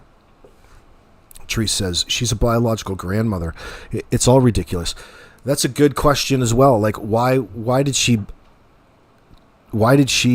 ice out Cody's family in that circumstance? That's so wrong, seemingly. But Belinda Gray's a normie. You don't want a normie around when you're involved in all kinds of nefarious behaviors. So when Haley sits at the end of the driveway and she comes and she tells you that Malaya turned to her and said that, yeah, he's been using for 2 years. Oh, you could bet damn well that she's been using right along with him and just threw him under the bus and bailed out and has everybody thinking it's more Daniel. Like, what are you going to do in that circumstance? There's that part of this emergency, because I don't think, let's just for a second consider that they didn't expect, like, they didn't wake up one day and plan to murder their children, but they ended up having to deal with these 2 dead children in a way that they didn't want ever to be caught for. Daniel knew about that. They came up with a story, and there's still going to be infighting because they're not, they're never going to be in agreement on how best to deal with this circumstance because it's so subjective to each one of them and their role and their feelings.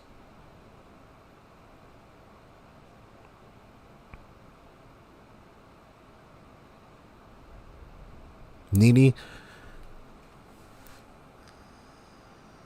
if I wrote this story, what do I think happened to these children and these kids? At this point in time, right at this point in time, I believe that it's probably come by way of Malaya.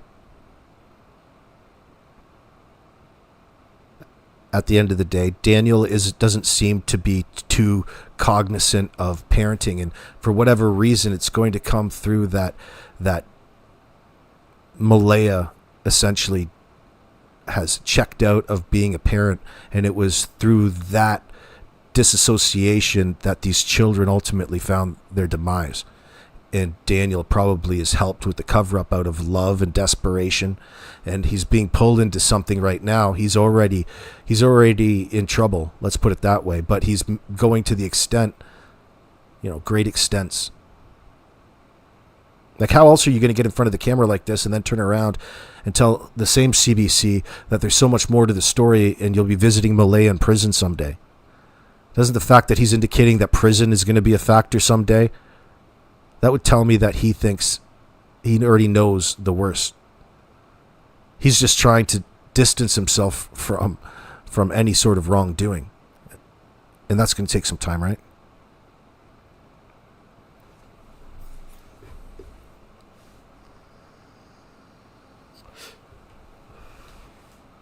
Like, all of these people, what is with all of these people coming in at the last minute trying to rescue Malaya and her baby? Oh, let's rescue the baby. It's all so pretentious and disingenuous. You guys are all enablers and participants in this lifestyle which led to these children's demise, and you're still trying to offer fucking help to help the two people out get away with this, get away with a crime. Like, what was it that was it the rugs that they're talking about? It's a strong contender. I mean, there's got to be a little bit of truth to that claim. Like, there's concerns about drugs. Who knows who and how long? The fact that they're bringing it up raises the risk factor, so it's all on the table. It's all open. Amenity says, Mom lets a new boyfriend dictate whether she can let her kids visit their grandparents. Is that what was going on here? Daniel was dictating that? I have a hard time believing that. You think that a great-grandmother like Belinda Gray seemingly would be a good respite to see your grandkids from time to time, giving you a break. You would want to utilize that rather than ice that out of your life. Especially, not to mention that you're not taking the consideration the future well-being of your kids and establishing healthy family relationships. You want to promote that with your kids, I would expect. Like, not everybody's in a situation to have good family. Some people's families are pieces of shit, and you wouldn't want that anyway. But I'm just saying in theory, right? For the sake of an argument. But by all means, Belinda Gray seemed like a pretty genuine, loving individual. And let me underline that by saying that her closing statement said a lot, and that she feared and thinks the worst case scenario happened here, meaning that the kids are no longer with us. And that to me says a lot, because she knows the individuals. And just, based off of the deceit at hand, the only reasoning for the deception would be the worst case scenario.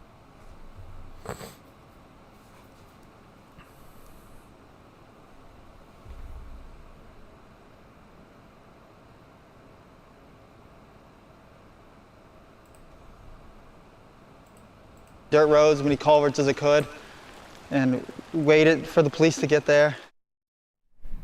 So again, this search began with family members and has now expanded to dozens of search and rescue volunteers. About 160 people were on the ground yesterday. There were dogs brought in to try to catch a scent of these two children. There were 8 drone units in the skies searching, as well as a couple of helicopters as well, each one of them equipped with infrared sensors and cameras looking for these children. Now, we heard from police talking about some of the challenging conditions and logistical issues that they are running into with this situation, with the kind of the situation on the ground. Here's what police had to say about this search.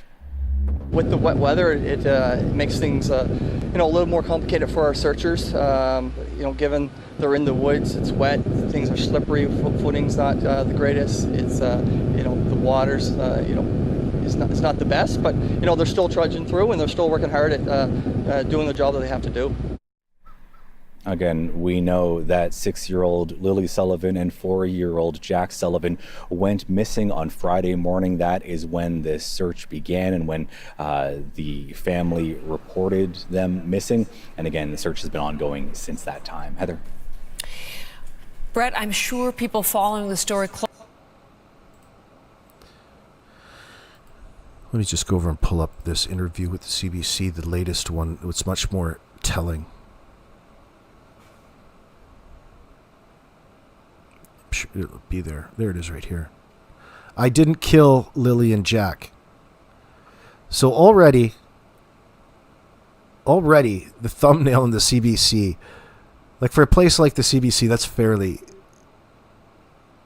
raunchy. Oh my God. Here, I'm doing this interview because I want everybody to know that I didn't kill Lilly and Jack. So what is it you're insinuating, really, now that you relook at this? What is the possibilities? Are you saying that you didn't kill Lilly and Jack, but Malaya did? Is that what's really going on here? You want to be careful about what you say on the CBC, but really he's doing so much insinuating in this, it makes you wonder. Let's have a look. Asked you. Yeah. Well, since you've seen Lilly and Jack, I just want to ask, how are you holding up? It's been a long 6 weeks. I know that everybody basically in the world at this point is always wanting to know like what happened. It's been from sadness to anger at this point. And I know the RCMP and major crimes are working around the clock trying to piece everything together, and I'm grateful for that. But it always leaves the question, Are you really? 6 weeks has gone by, and we know at this point they're not in the woods, and where are they? Did you feel in the beginning that they suspected you? Of course. The stepfather was always a prime suspect right off the beginning. You felt that from the beginning? Don't you watch Yeah. 48 but you don't Hours? feel that now? No, I don't feel that at all. I asked for the lie detector exam, the polygraph exam. I gave them my phone. I told them do drug tests because there's a lot of rumors online about a drug party. Mm-hmm. I know the person that said those rumors. Haley said those rumors.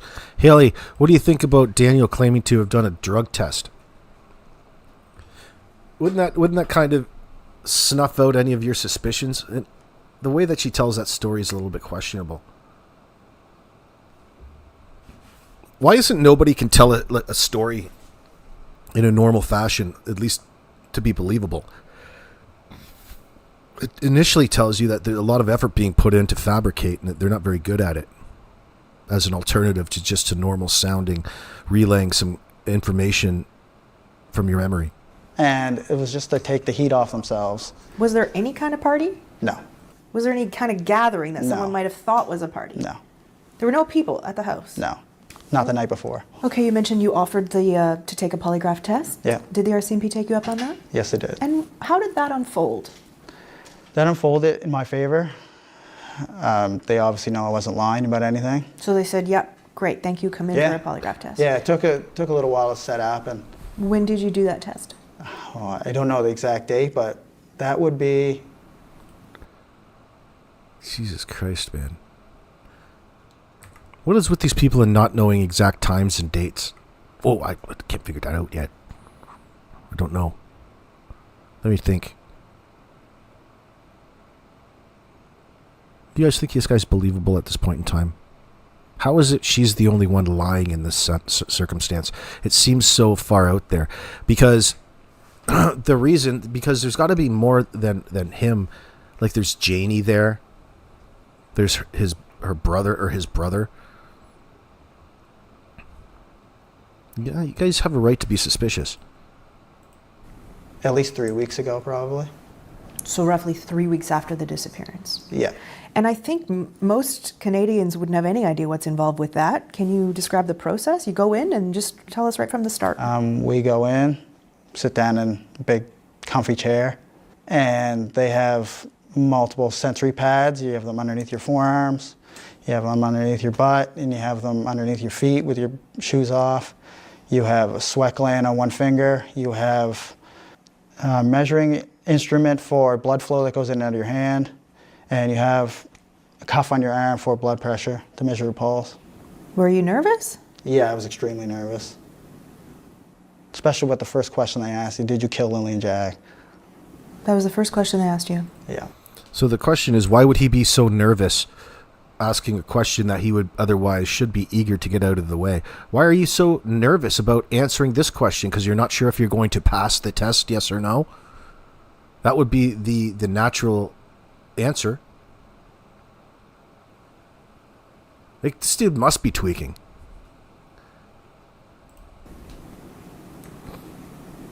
Yeah. What went through your mind when someone's asking you that question so point blank like that? Your mind has a massive release of chemicals, I guess you would. A massive release of chemicals when they ask you that question. Why would that get such a significant reaction from Daniel in that sense? Like, Daniel, if I asked you the question, what color is a banana? Would it release the same type of chemicals in your mind? Like, this guy's indicating all kinds of guilt without actually having to go through the test. It's so bizarre. Like, is this guy fucking for real?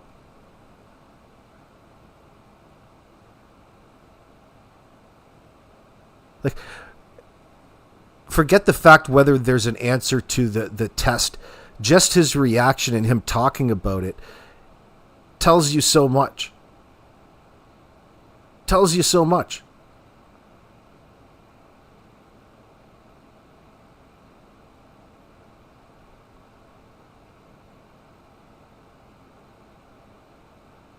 No problem, Daniel. You passed. You only passed because they didn't have enough information to throw charges on you at that point in time. But really, it's a place where they can establish a baseline on you and get you talking about certain things, Daniel, making it more routine, and you're more than likely to come back in for a follow-up interview.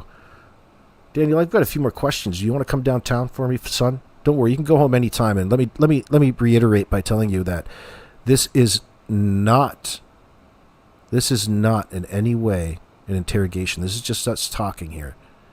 Okay, and you can leave at any time. I want you to know all your rights. We call them. Just, it's like your stress levels just astronomically through the roof, and your body doesn't know what to do. Because It's not every day the way you're hooked up to machines in an interrogation room where someone asks you questions like that. What other kinds of questions did they ask you? All the questions pertain to the death of Lilly and Jay. Are you accessory to the murder of Lilly and Jay? They were all. Yes. So all of the questions assumed that the children are no longer alive. Yeah. It sounds to me like they're asking you questions that they already know the answer to, as a means of ruling you out as the most immediate person. If you're on drugs or anything like that, then it's not going to, it's going to hamper the results and all of that. So it may be disregarded. However, I don't think that you can disregard this because of the fact that he's telling you how nervous and worried he is for whatever outcome is going to happen in this test. He already admitted that before he told you the result. The results aren't the important part.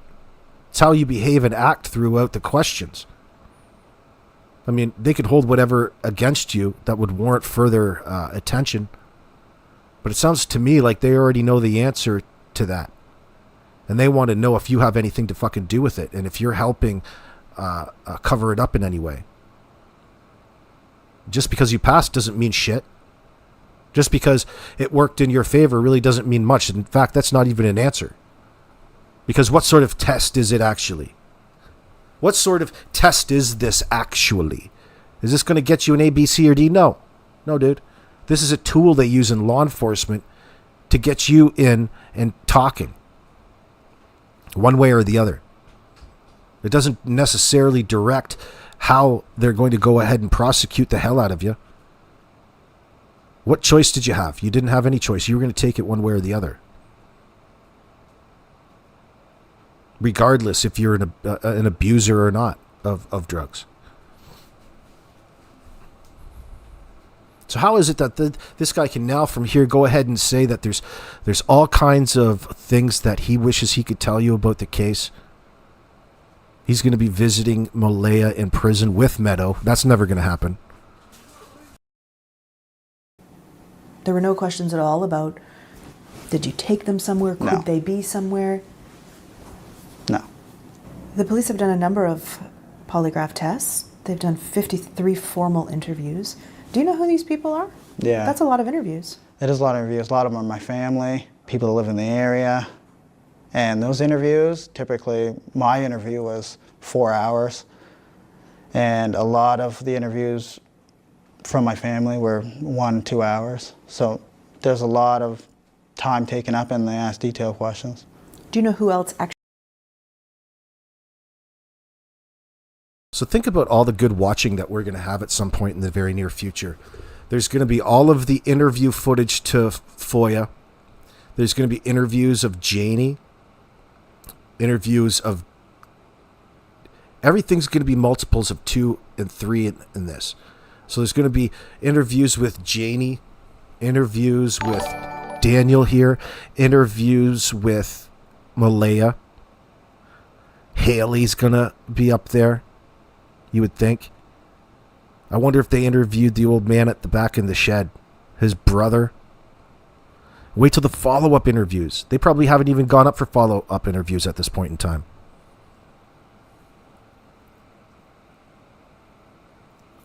Yeah, Daniel's family could be telling the truth in that sense. Oh, for sure. Like, not everyone is going to be directly held responsible. It's going to be up to the parents in this, no matter what. No doubt, Lacadian.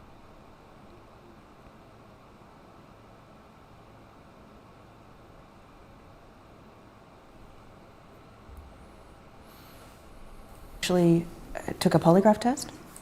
I mean, I do, but I'm not going to say anything that's going to impede the investigation. Okay. When did you find out the result of your test? Immediately right after. What did they say to you? You did a good job, you passed. And how did that feel? Good. And did you feel that there was any further suspicion on you after that point, or was that sort of conclusive? No, that was really when I seen the turning point for it's starting to taper off with investigators. Do you know if The suspicion on him is starting to taper off with investigators. You mean their attitudes towards you in the room? I wonder if that's what he means. We're going to be figuring that out along the way here for sure. Malaya has taken one? I don't know if I can say it, but I will anyway. Yes, she did take one. Okay, she took one. Do you know the result? No. Oh, I love you so much, wouldn't tell Malaya. me I asked. You said you feel like everyone in the world wants to know what happened to Lily and Jack. Yeah. Why do you think that is? Why do you think this is getting so much attention? Well, just the mysterious and nature of everything and how strange everything is. The RCMP, you know, I mean, they have to keep a tight lip on everything, but there's a lot more that meets the eye with the case. Is there something that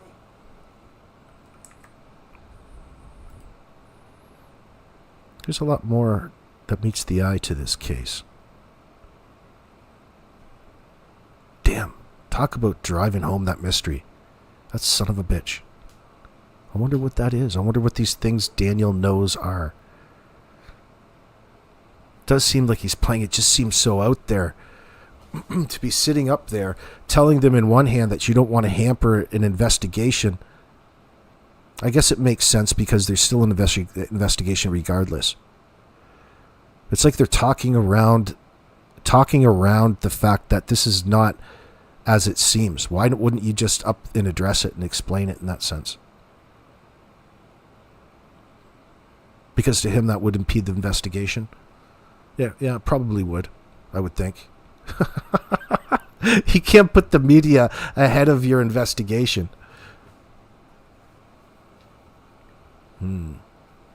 But within that, I guess the details. But really, he's done that regardless. He's already outed this as those kids didn't walk away in that bush. Why isn't he talking about that at this point in time?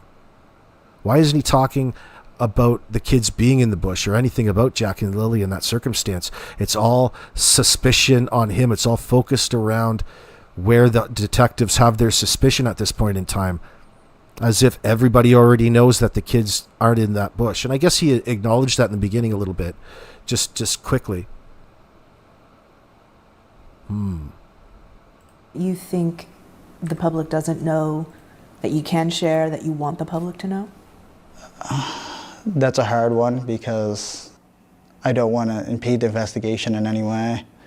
It is still a missing persons investigation. It hasn't pivoted to any type of criminal investigation. But the kids were seen the day before. I know a lot of people didn't know that. I still see a lot of stuff online that... Okay, so the kids were seen the day before, not 3 days before. Kids were seen day before, so something happened that night. You would have to think something happened that night. And still, he's protecting to a degree in front of the cameras, Malaya. Well, you can't necessarily say that, Amity. That you can't say for sure that he was tricked. We have to figure that out yet. We don't have enough information. The kids could have been missing for days. You can feel that, though. You're allowed to. They were seen in the Glasgow area on camera the day before this appearance in the afternoon. Where was that? I don't know if I can say that, but it was near the Highland Square Mall. Was it with you? It was with me, Malaya, and Meadow, and Lily and Jack were there too. And are the police aware of that? The police were aware of that since. Do they have that video? Yes, they do. I also talked to my coworker in the parking lot as well, and he verified that with investigators as well. So, for all the speculation, they were gone days ahead of time, or they were seen the afternoon on camera before the disappearance. Why do you think the police are asking for video dating back, days before that? Well, the reason for that is they want to see the traffic of the vehicles on patterns, the roads in the area, right? Maybe vehicles that were traveling that area a lot over the last few days prior to hand, or vehicles that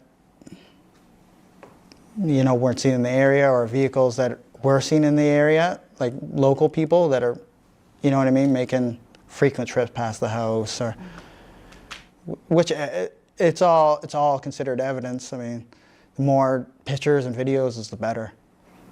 They say they have hundreds of hours of video. So as we know, he's coming out with this alternative theory.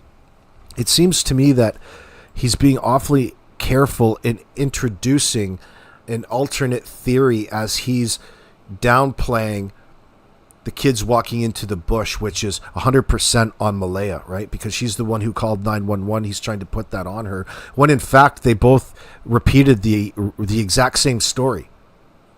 So we can kind of rest our hat on the story that they provided us wasn't true. It's a battle between two families at this point, and probably has since day one. Well, that indicator is there, isn't it? Since the fight that the RCMP had to break up, that was mentioned in the newspaper, it was significant enough to make mention of. So that's a fairly solid comment, Karen, in that sense. And Amity, you're right. And Lacadian was saying that too. Police said they will not talk about that, Tammy Burke says. I would day, hour, 3 hours away, Thursday evening till Friday. Sorry, Trees. When Daniel is not on TV, he talks like Durwood, full of cussing and vulgar mouth. How do you know that? How do you know? Karen Jones, are you Derrin's ex-wife by chance? Anybody else in this chat wonder if Karen Jones is Derrin or is Daniel's ex-wife? Did I out you? That would be one hell of a guess if you were. I sit there and wonder who you really are, or if it really is nothing, because there's these moments where you start talking about, you own the narrative in a way that makes me wonder like who you really are. Like, of course you're Karen Jones in my chat, but I'm like, this person has to know the family and has to make effort to talk that back because it's so obvious. So I won't hold that to you, but I'm just letting you know. It makes me wonder. I'm not going to make you dox yourself. I won't say that. I'm not trying to create that. Daniel thinks he can create the illusion of a happy family barbecuing on a Sunday after returning from the local Baptist church. Oh, is he a Baptist, is he? It's kind of like, that's very Don Wells of him. Even if I heard, maybe you'll see the kids in the resurrection. Miss K, it's good to see you, darling. Even if I heard a car and I seen her coming up the drive, I would say to Malaya, hey, you were at the road. So hold on. In the middle of that thought, here's Daniel up there offering up this theory of what otherwise would resemble what Darren Geddes was talking about in an alternate rehoming theory. So in my opinion, this is just for show, and this is calculated. Because the same person that's telling you essentially that they lied when they called 911 is now telling you the truth this time, an alternate theory. I'll be highly skeptical of it.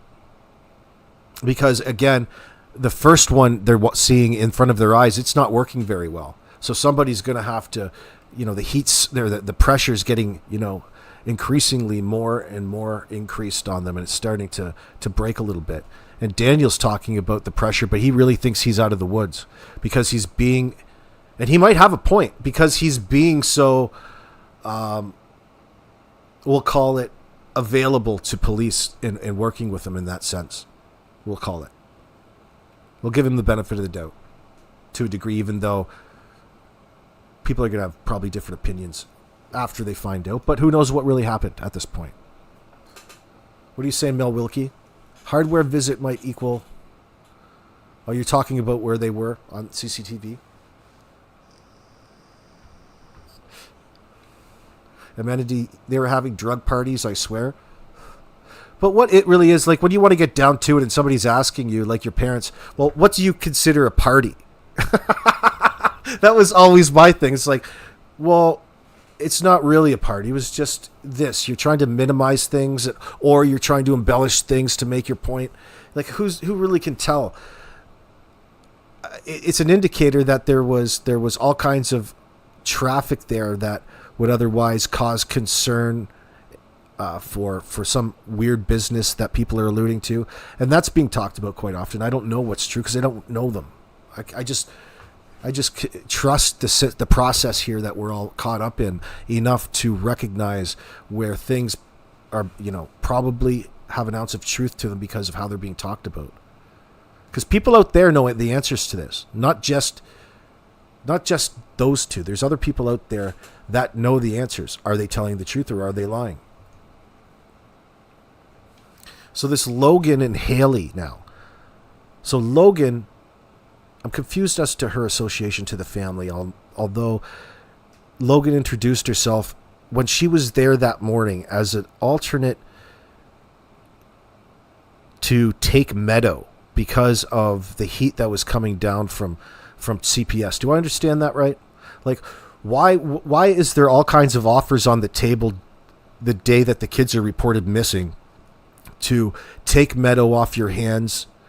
And these people are talking about how Malaya is needing a break from parenting and all of this shit. Like,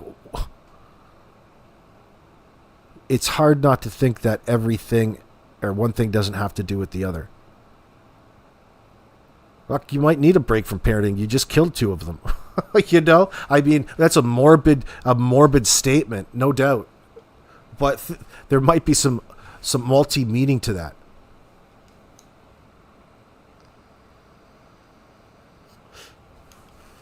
Oh, we love Karen. Who's talking about Karen? Let's not talk about Karen. She's been very kind to give info out in that circumstance. Oh, you're so considerate, honey. Thank you. Oh, okay. We won't talk about Karen anymore in ways that are funny. It's not about who I am. It's about who Daniel and Malaya are. The classic psychos. Classic, says Karen Jones. She's really laying it on the line there. Maybe she's right.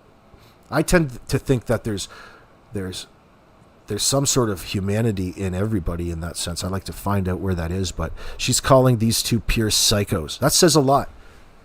That says a lot. Well, I'll put that and stuff that back away in the vault. Well, they certainly fit the bill thus far from what we've seen. I mean, they're definitely putting their own needs before that of their own children, but wouldn't that just be the way with these type of parents that do that? You would expect these individuals to lie very easily in front of a camera, wouldn't you?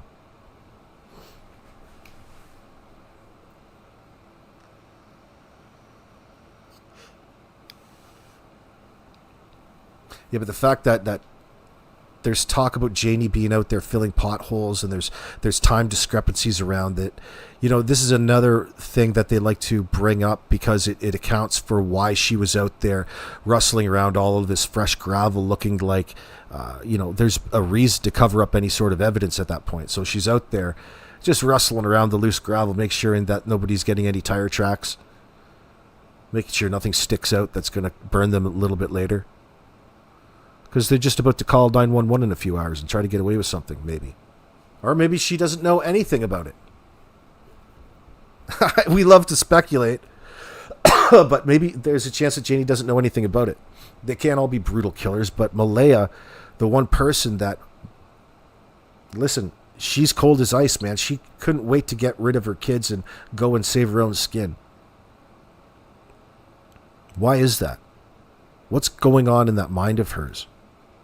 I would think at this point she's hiding out of sheer fear of what's coming down the line, and she wants to avoid any sort of, especially public accountability.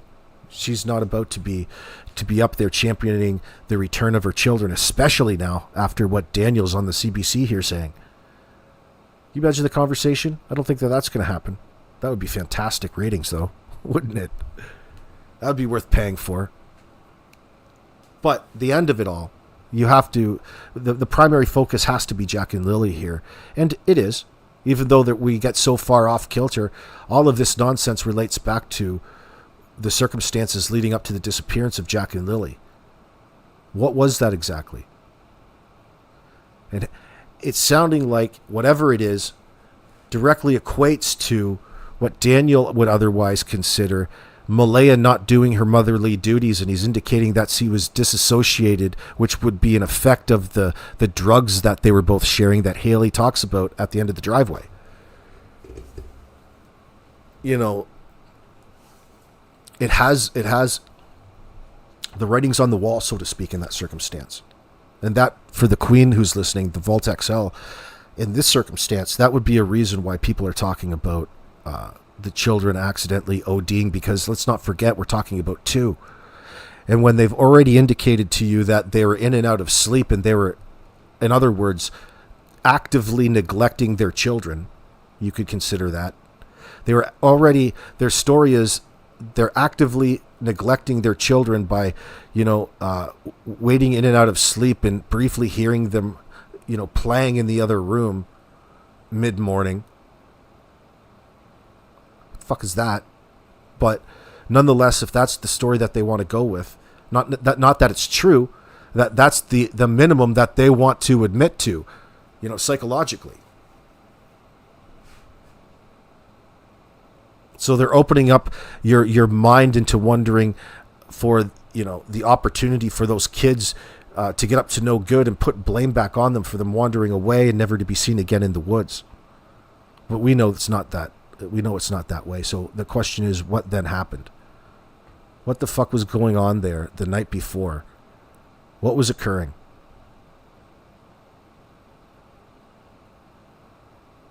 And two children?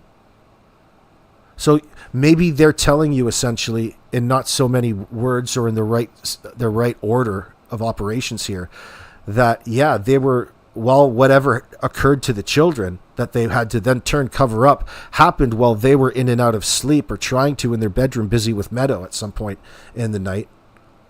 Only it went down and it met a grim end for the children.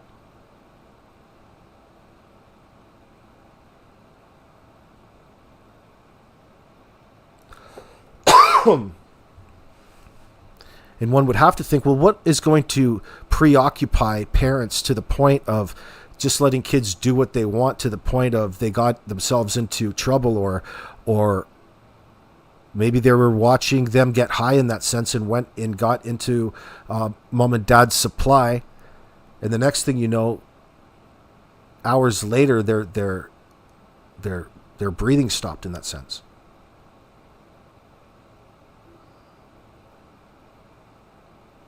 Karen Jones is saying, Janie is another one like Malaya, content to let others speak for her. Another shrinking violet. I wonder how much Malaya and Janie are like. They say a man marries his mother. It's like reading a fortune cookie from Karen Jones. Ooh, that's so deep. Good question. Good question.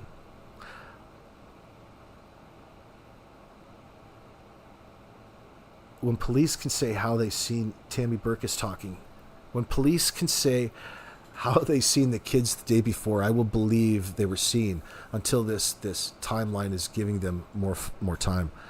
So when police can say how they were seen, yeah, Tammy, so you're waiting for police to confirm the sighting that day. Until then, you're keeping it open. Yeah, that's true too. We get in that habit of believing the information coming from the people who are admitting to you that they're lying, right? That old cycle. That's the MK Ultra in all of us. We keep falling for the same old tricks.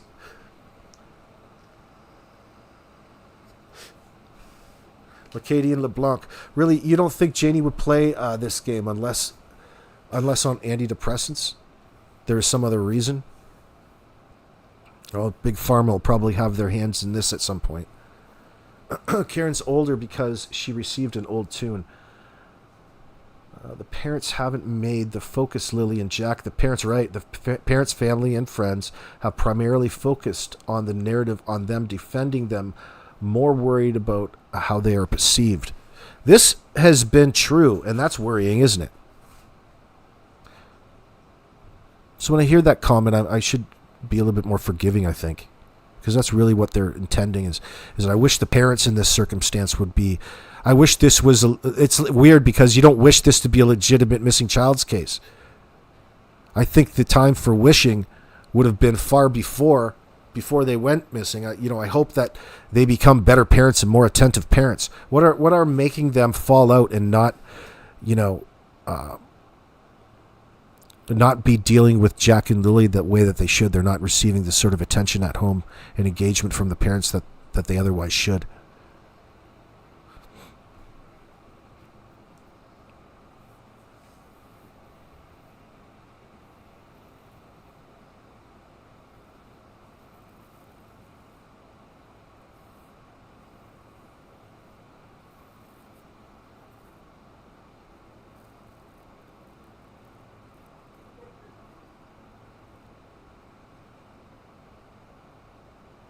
Yeah, nobody's even talking bad about Karen, for crying out loud, JB's saying. I'm like, there must be people in here that I can't see. Nobody's talking bad for Karen to leave. We got somebody in chat talking about how people... We don't want Karen to leave, guys. She knows a lot, Lady 25. Don't worry. It's okay. She's just so valuable of a source of information. I love the mystery of it all. I don't want to know who she is.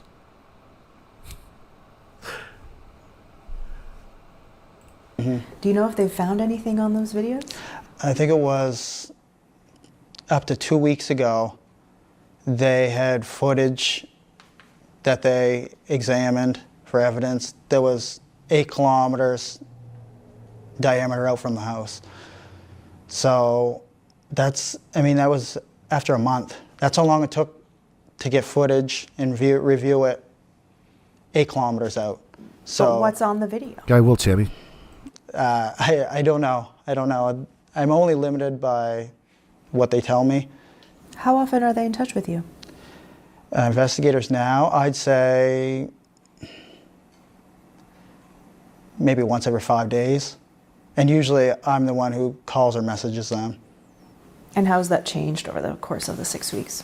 Well, from the beginning it was almost daily, tapering off to where it's only like once every 5 days now. And how do you feel about that? It's good and bad. I mean, I like to talk to them in person about any little small details I come up with or anything I can try to bring to their attention which may help the investigation. So I don't get to see them often, so it's always over phone or messaging, and it's hard to really convey what you want to say when you're not in person. But then I also know the eye's not on me. The investigators don't see me as part of the disappearance. How do you know that? Well, when you're going from daily to tapering off every 5 days, I mean, I've already gave them. It sounds to me like he's bragging about not being there anymore, like it's something to be thankful of, as though it was an achievement, right? Therefore, meaning that you're lying about something, you're hiding something, and you're getting away with something, as opposed to, claiming not to be a suspect of any wrongdoing in the circumstance based off of, the last time the cops called you. Oh, at least they've got him conditioned where they need him, as long as he believes that he's not a flight risk. You don't want to stoking any of the paranoia in his head. But I mean, granted, if he's bringing you forward all kinds of information, why would you want to change that at the time? And keep talking. The more that you talk, especially like this, is going to form the opinions of those particular investigators. So that'll be really interesting. Everything on my phone. I'm the one who originally said, here, take my phone. We'll go through all my banking information. We'll go through all my stuff on my GPS from Google. And you were offering all that up right from Yeah, the I beginning. offered all the everything. zeros. And why were you doing that? To show them that I want to get the investigation moving. I know I have nothing to do with any of it. A lot of speculation is you killed the kids. We'll just come out and say it straight as it is. What do you think when you... I would say, so a lot of people are going to say that he is bringing that up because that's the exact thing that happened here. Not necessarily that you did directly, but you're all but saying Malaya did, and now you're going to introduce prison. read that? It's a lot of nonsense, obviously. I know the truth. I didn't kill Lilly and Jack. And I just think a lot of people online they're seeking drama. That's the main thing. Everybody's allowed their own. If you're seeking drama, you don't actually see how detached he is from the reality of the situation. You're not even acknowledging why people think that way based off of what's going on in front of them, based off of your behaviors, the lack of information, the games that you yourself are playing, the fact that you admitted that this is all bunk. And we're supposed to believe parts of his claims, but not other parts. Like, why would we believe any of it, dude? It's not people searching for drama. This situation is full of it naturally. People are talking about what's occurring on their screens in a situation that you're a prime suspect in.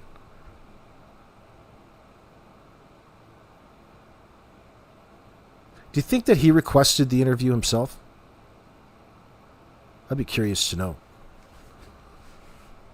Maybe the RCMP talked him into doing the interview as a way to put pressure on Malaya to come out with the truth. Because part of him here is really impressing upon people that there's an alternative theory, that there was a car involved in that circumstance that leads you to think back to Darren Geddes' claims about Janie and the dog and Malaya shuffling out the back door.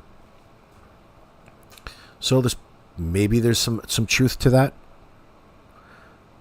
Now the question is, why is he introducing these sweaters and the pink blanket that the family found in the tree? It's very odd that they bring that up and they want to use that as evidence, as some sort of evidence, hopefully, that will sell to the police that the kids were in there. Like that was going to do it in the first place. Like, that's very short-sighted of them. The fact that they found it within like the first 5 minutes, as opposed to anybody else finding anything else of interest, is suspect.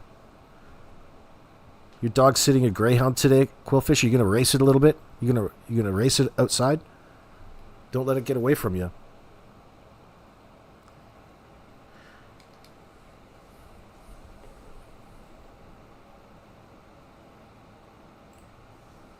Opinion, like I said before, but it's hard on the people that were actually there and missing the children. Still haven't got to see any of my kids. Who was that? Including Lily and Jack.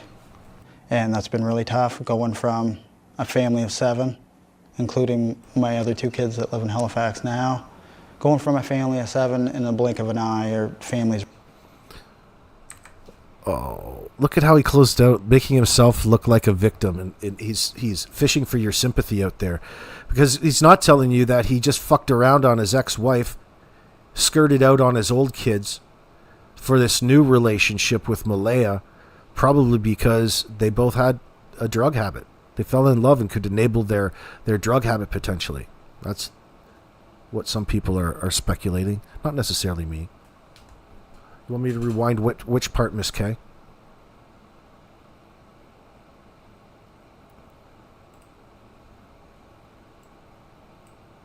Investigators don't see me as part of the disappearance. How do you know that? Well, when you're going from daily to tapering off every 5 days, I mean, I've already gave them everything on my phone. I'm the one who originally said, here, take my phone. We'll go through all my banking information. We'll go through all my... What's that going to tell you? You can be an otherwise normal existence up to that point from the digital standpoint, but your negligence at that point isn't going to be, visible. It doesn't really tell you. Well, what's he really saying with all of that?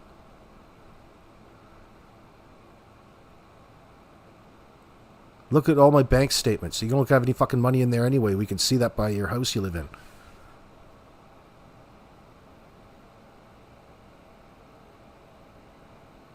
But I guess there is an underlying point. He was more than willing to share all of his information to thwart any sort of suspicion that he went, for example, and bought a hammer and a garbage bag at the hardware store and used it in some sort of crime after the fact.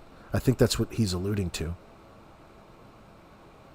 Marty Jantz, are you getting duper's delight from him? There's a bit of that, I believe. I'm not sure. I don't know him well enough, but I can understand that you'd be suspicious. No emotion when he says he didn't kill Lily or Jack.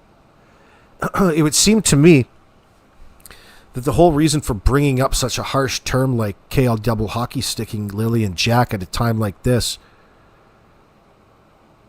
would be the exact thing that happened to them. And he's indicating the real investigation here without any evidence of it. And everything else would indicate no other alternative. And he's putting all of that onto Malaya. Then he wants to introduce some psychological issues.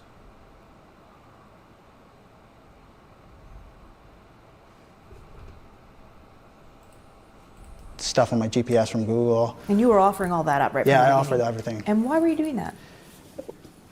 To show them that Well, because they're going to look anyway. I want to get the investigation moving. I know I have nothing to do with any of it.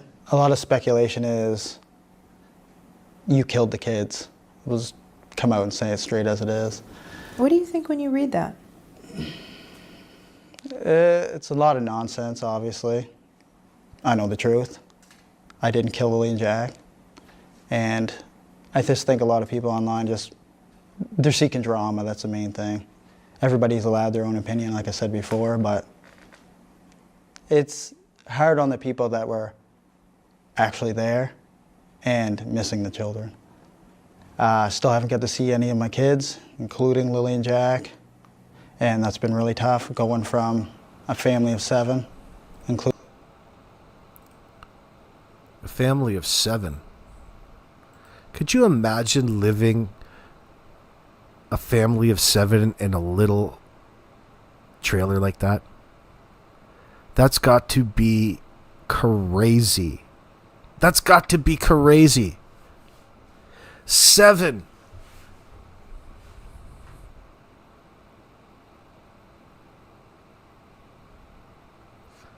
They can't be, their elevators can't go all the way to the top. Like, first thing you should be doing is put on a huge ass addition. Give yourself some living space, man. Like, what in the hell are you doing? And think about how to isolate yourself in a situation like that if you want a little bit of privacy, like Malaya probably wanted.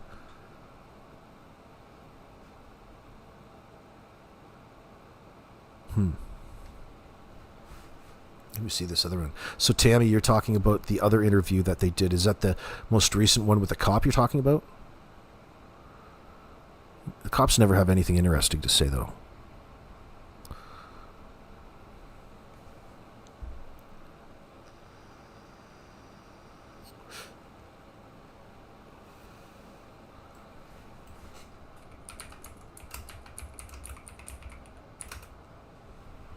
We'll have a look, though.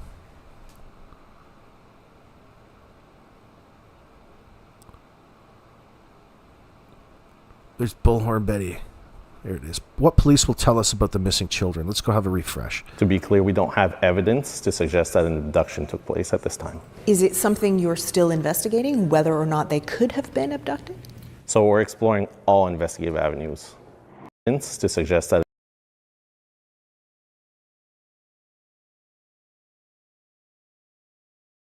So this is Constable Guillaume Tremblay of the Nova Scotia RCMP. He's quite good at his job. To be clear, we don't have evidence to suggest that an abduction took place at this time. Is it something you're still investigating, whether or not they could have been abducted? So we're exploring all investigative avenues. So on the morning of May 2nd, approximately 10 a.m., RCMP officers received a call about 2 missing children in Lansdowne Station. The information at the time was that they wandered off away from the property, and I can tell you that our officers got at the scene very quickly, and we were monitoring the situation and hopefully finding the children very soon after that. So it's very quickly. Officers arrive, and then what? You expected, it sounds like you're saying, that you'd find the children quickly, or hoped you would anyways. That didn't happen. So Kayla, what I can tell you, from experience, you look at missing children. I've been involved with a handful of cases since I've been with Strategic Communications. Most oftentimes, the children are located very quickly after officers arrive at the scene, right? And that's our hope every single time, that they wandered off and you can find the children. Because I'm sure, like every officer out there, I'm not on the road currently, but your heart is pounding, the adrenaline is rushing, you're trying to find those children, right? And this case started just like that? That's what you're correct. describing, you thought you'd go there, find them very quickly. Yeah, absolutely. And our officers were nearby in an ongoing search for a kayaker that had gone missing the day prior. I can tell you I was monitoring the situation remotely, and our officers, I could tell they were getting there as quickly as possible. There are some, as you are aware, many. So that's a fantastic opportunity. As much as I poop all over the CPC, there's a fantastic opportunity to tell you how it was portrayed to the police officers in that circumstance, thereby really telling you how they have to deal with it. Doesn't mean that they're not already actively aware of the level of bullshit at hand here. It's such an interesting case because of the mystery. There's only mystery because of the shit that comes out of Daniel's mouth. Why couldn't he call a spade right there? Why does he have to deflect at that point in time?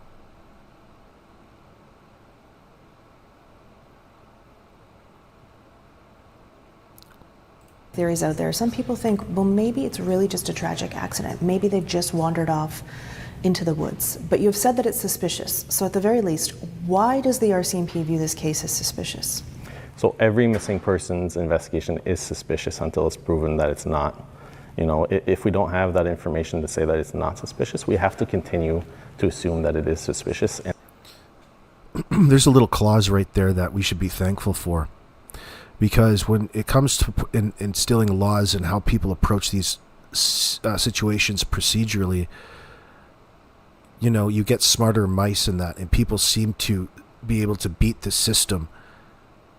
And that treating of of it being suspicious probably is an amendment far after the fact to recognizing that the system will never ever be perfect, and there will always be some degree of people who fall through it, sadly, in tragic tales, and you want to minimize that as a police service to the best of your ability, because you're coming at these things far after the fact. So hats off to that amendment. Whether it is just there for a reminder, really, and it doesn't actively do much, I don't know. But it's interesting. It'll be interesting to look into that. Treating it suspicious forces their hand when there's no answers. And access those resources and tools and follow up those tips. And hell find yeah, that it's evidence. suspicious. Anytime kids go missing and parents are acting like this, what's not suspicious about this? What's not suspicious? Until we find the people that are missing. So you don't think they were abducted, but you can't find them. How do 2 young children just vanish? That's a great question, Kayla. And we are asking for the public for tips and information. And to date, we've received close to 500 tips. So we have to follow up on those tips, right? Whether it's a tip that indicates that there could be something that happened elsewhere in the province, elsewhere in the country, we have to follow up on those investigative tips to rule them out. And to this date, we haven't had any confirmed sightings. But there have been tips that lead you to other parts of the country that you had to check. As with any investigation, oftentimes we do get tips that you have to verify that are elsewhere, yes. You have said that the children were last seen alive the day before. Can you tell me about the nature of that? So we know they were seen in public with loved ones the day prior. The specifics aren't being released at this time. Okay, and so that's the day before, so that's May 1st, but you've specifically asked for video back to April 28th. What's the reason for that? You know, when you establish a timeline for any investigation, you want to know where these individuals were prior. They may have been in contact with someone that you want to know who that person is. You may see something on that footage that you didn't know about prior to that. You know, we talked about license plates earlier and seeing them from a different angle. You might see someone that's known elsewhere. Maybe it's someone that's known to police. You never know. We really are seeking all investigative avenues in this case. There have been some complaints that an Amber Alert was not issued. I understand that the criteria is very specific. Was that considered? Is it still possible? Absolutely, Kayla. You know, on the day of the incident, I can tell you I was working. I reviewed the policy that morning. We have to have a suspect or a person of interest when it comes to abduction or a vehicle. You know, in terms of sending out an alert, when you send an Amber Alert, you want to direct the public to look for a specific vehicle, to look for that license plate, to look for that suspicious person, to have a photo of someone or more information to suggest that there was an abduction. In this case, you know, they are young children, certainly vulnerable people, and a vulnerable person alert was issued. Does the RCMP know what happened here? Even if you can't tell me, do you know? So what I can tell you is that we're exploring all investigative avenues. Do you have a case? Are you building a specific case that's leading you in a certain direction? Oh, I like that last part.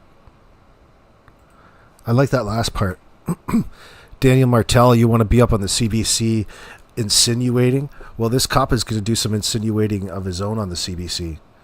And he's telling you that he's investigating all avenues. And let me emphasize the all. That all would include you there, handsome. Issued. Does the RCMP know what happened here? Even if you can't tell me, do you know? So what I can tell you is that we're exploring all investigative avenues. Oh, there it is. Do you have a case? Are you building a specific case that's leading you in a certain direction? In this case, the investigation is still being investigated under the Missing Persons Act. It sort of seems from the last news release that you issued, the reason I'm asking these questions, I read that news release and I thought, I don't think they have any idea what happened here. You know, when it comes to missing people, it's very complex. It can be very long-term investigations. It can be difficult on first responders, especially when it involves vulnerable people. And we have to be patient, and we have to follow the leads and follow the facts and evidence that we gather to bring us to locating the children. Does the RCMP think Lilly and Jack could still be alive? That's a great question, and we want to locate them and find them. And our goal is to investigate every single avenue until we find them. Is it possible at this point? That's a great question, and our role is to find them in the evidence surrounding their disappearance. You mentioned Ooh, he wouldn't budge on that. He had to deflect and tell you how great that question was and not answer it twice in a row. Twice in a row. Politely disregarded. Doesn't that tell you where he's protecting the information? In a way it does, without exactly saying it directly. Oh, he was good at that. He's good at that. Sorry. Repeat last answer. Sorry, repeat last answer. Love it. Of course he's not going to say that. He's not going to... It's not... No. You don't want to do that. You don't want to play that game. a lot of the tips you're getting. I'm sure you're aware there's extraordinary public interest in this case. Some people are frustrated that the RCMP is not saying more. We understand it's an active investigation. And in some cases, the lack of information leads to speculation, and rumors are rampant online, and that's done some harm on the family in this case as well. What, though, would you say to the public who are begging for answers and just want to know what's happened here? We have to be patient and certainly rely on our news releases and official sources of information. Don't listen to those rumors that are out there. We're putting out those news releases on a regular basis 10:11 with information p.m. pertaining Eastern, to the investigation.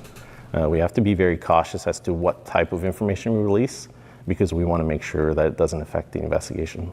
I think some people in the public are starting to wonder, is it possible that we may never find out what happened to Lilly and Jack? Is that possible? I wouldn't be able to answer you that question today, but I can tell you that our investigators are seasoned. They are committed. I've worked with some of them. Yeah, we'll find out. They've got this all figured out. I'm sure they've got this all figured out. Lacadian. Tammy, seen by whom? Officer and eyewitness covering for D&M. Yep, that's exactly what it is. That's why you can't save video. I understand you 100%. Tammy Burke, what were you seeing in there? What were you seeing in there? Let me know in the comments section what time it is and what part of the world you are in watching this. I'd be interested to know if you're watching this in the future, or those of you in my chat right now. Let me know in the comments section.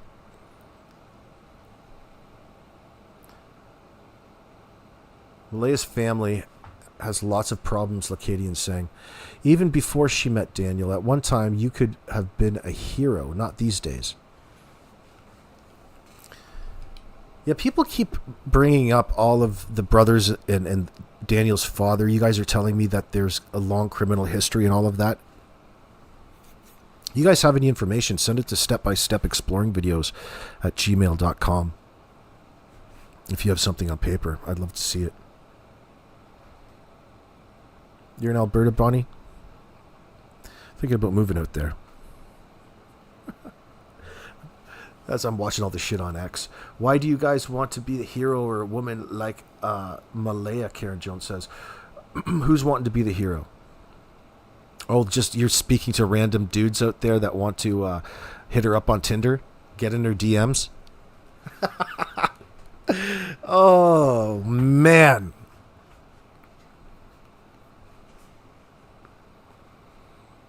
We're just looking for stuff to be angry at Daniel for. It's not too difficult. It was interesting. It was interesting to see how, even in the spotlight, how elusive he was being, to use a word from Don Wells' repertoire, because he dodged the question. He chose not to be as candid and chose to then just not answer directly. So he's still hiding stuff. And admittedly he is too. So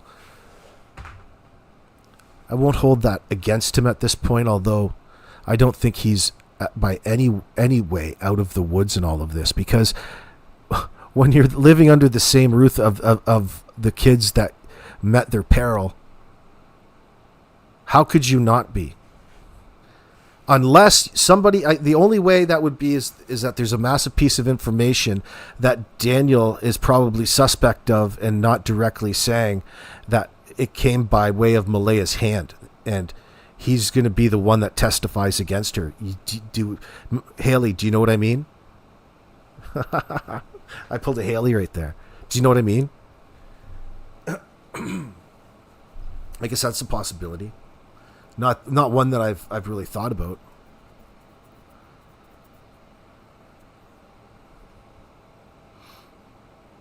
Yeah, lots of guys want to be your hero, Karen Jones. For a night, maybe. For a few hours. Those are just dudes, though. Dudes posting their wins.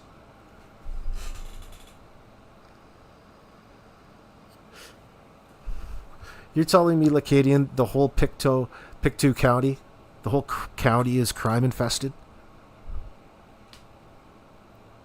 So you guys are certain this is a battle between two families now in this sense?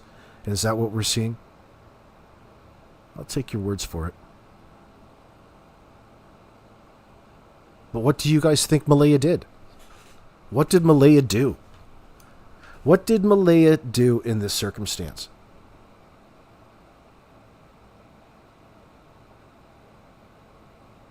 I'll explore that momentarily. Do you think that it was more malicious and wasn't resembling an accident? Like she really, flipped her wig and she enacted some sort of violence upon the children because she was really excited for this holiday and this break that she was going to take that allegedly everybody's talking about and thinks that's okay. She couldn't wait to get rid of Meadow. Jeopardized that relationship, gave it over to CPS, and she'll never get them back. She'll never get her back in that sense. Daniel's up on the CBC talking about prison time. Oh, I wonder. It makes your imagination stir. Brooks Murrays are from Colchester County. So not locals. A reason for the Pictou County locals to look sideways at her. She has come from afar. Yeah. Those sweaters hold a key. That may be speculation. Well, those sweaters could be used to wrap the bodies in to deter any sort of scent in that sense for a while, especially tracking. But they wouldn't hide decomp. You would expect. So what do you think the keys to the sweaters are?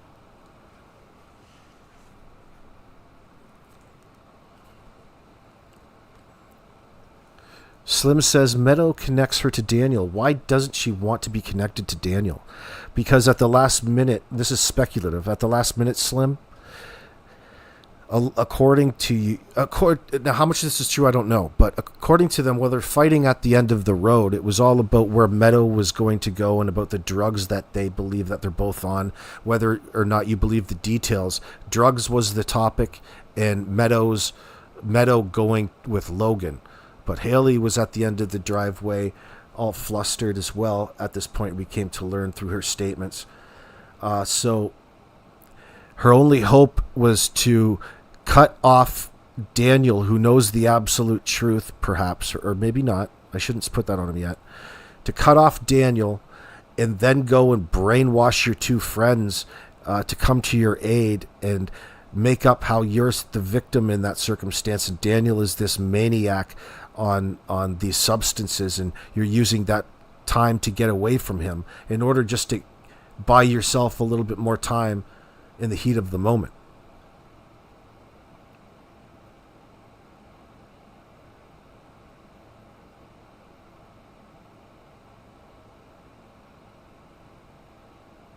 It's her way of trying to put suspicion back onto Daniel. And granted, she did a fairly good job for a little while, didn't she?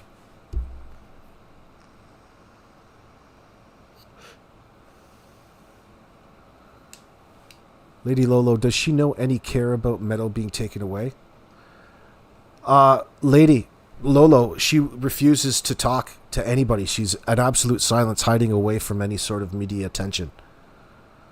But allegedly it came after a fight with Cindy. She didn't want to stay with her mother, Cindy Murray, and she took off with Meadow, and that resulted in her having to hand over her child in this situation because, of course, there's so many unanswered questions at hand from people who could otherwise tell you the answers to it, which would also mean the fact that somebody's lying. And when you have all of that around, you can't risk the safety of a baby, of course. She's outed herself as really at least calling in a false report this far. Now, why did she do that? They're still trying to figure that out. So are we. Why take the backpack? Not only the sweaters? Yeah, might be all of that. Maybe she was trying to unload a bunch of old clothes. Who knows?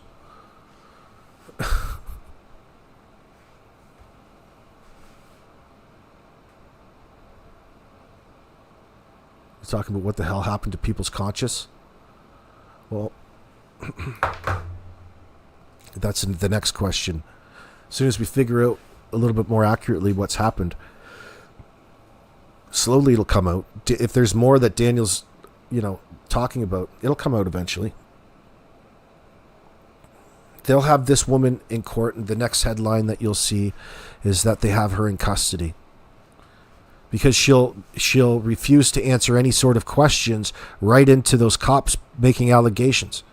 So at some point, the rubber's going to have to meet the road when it comes to being accountable. And that's slowly, day by day, coming for Malia Brooks Murray. And you would have to think that the key witness against her this whole time is going to be Daniel to a degree. Well, with what information? We're not in a position to verify what's true and what's not, like the RCMP are. We can just gauge by the amount of bullshit, which isn't always accurate.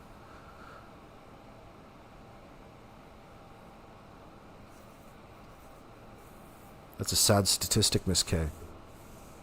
Well, friends, I'm going to shut it down tonight. I'll be back in the morning. We can continue the conversation, y'all. Yeah. I appreciate you all sticking it out. Great comments. Thank you very much, Karen Jones, and God bless you. Everybody who's recent subscribers, please leave me a comment down in the section below.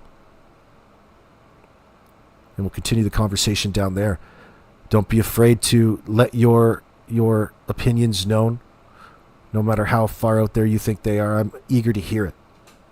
And I appreciate it all. Thank you very much, guys. Peace.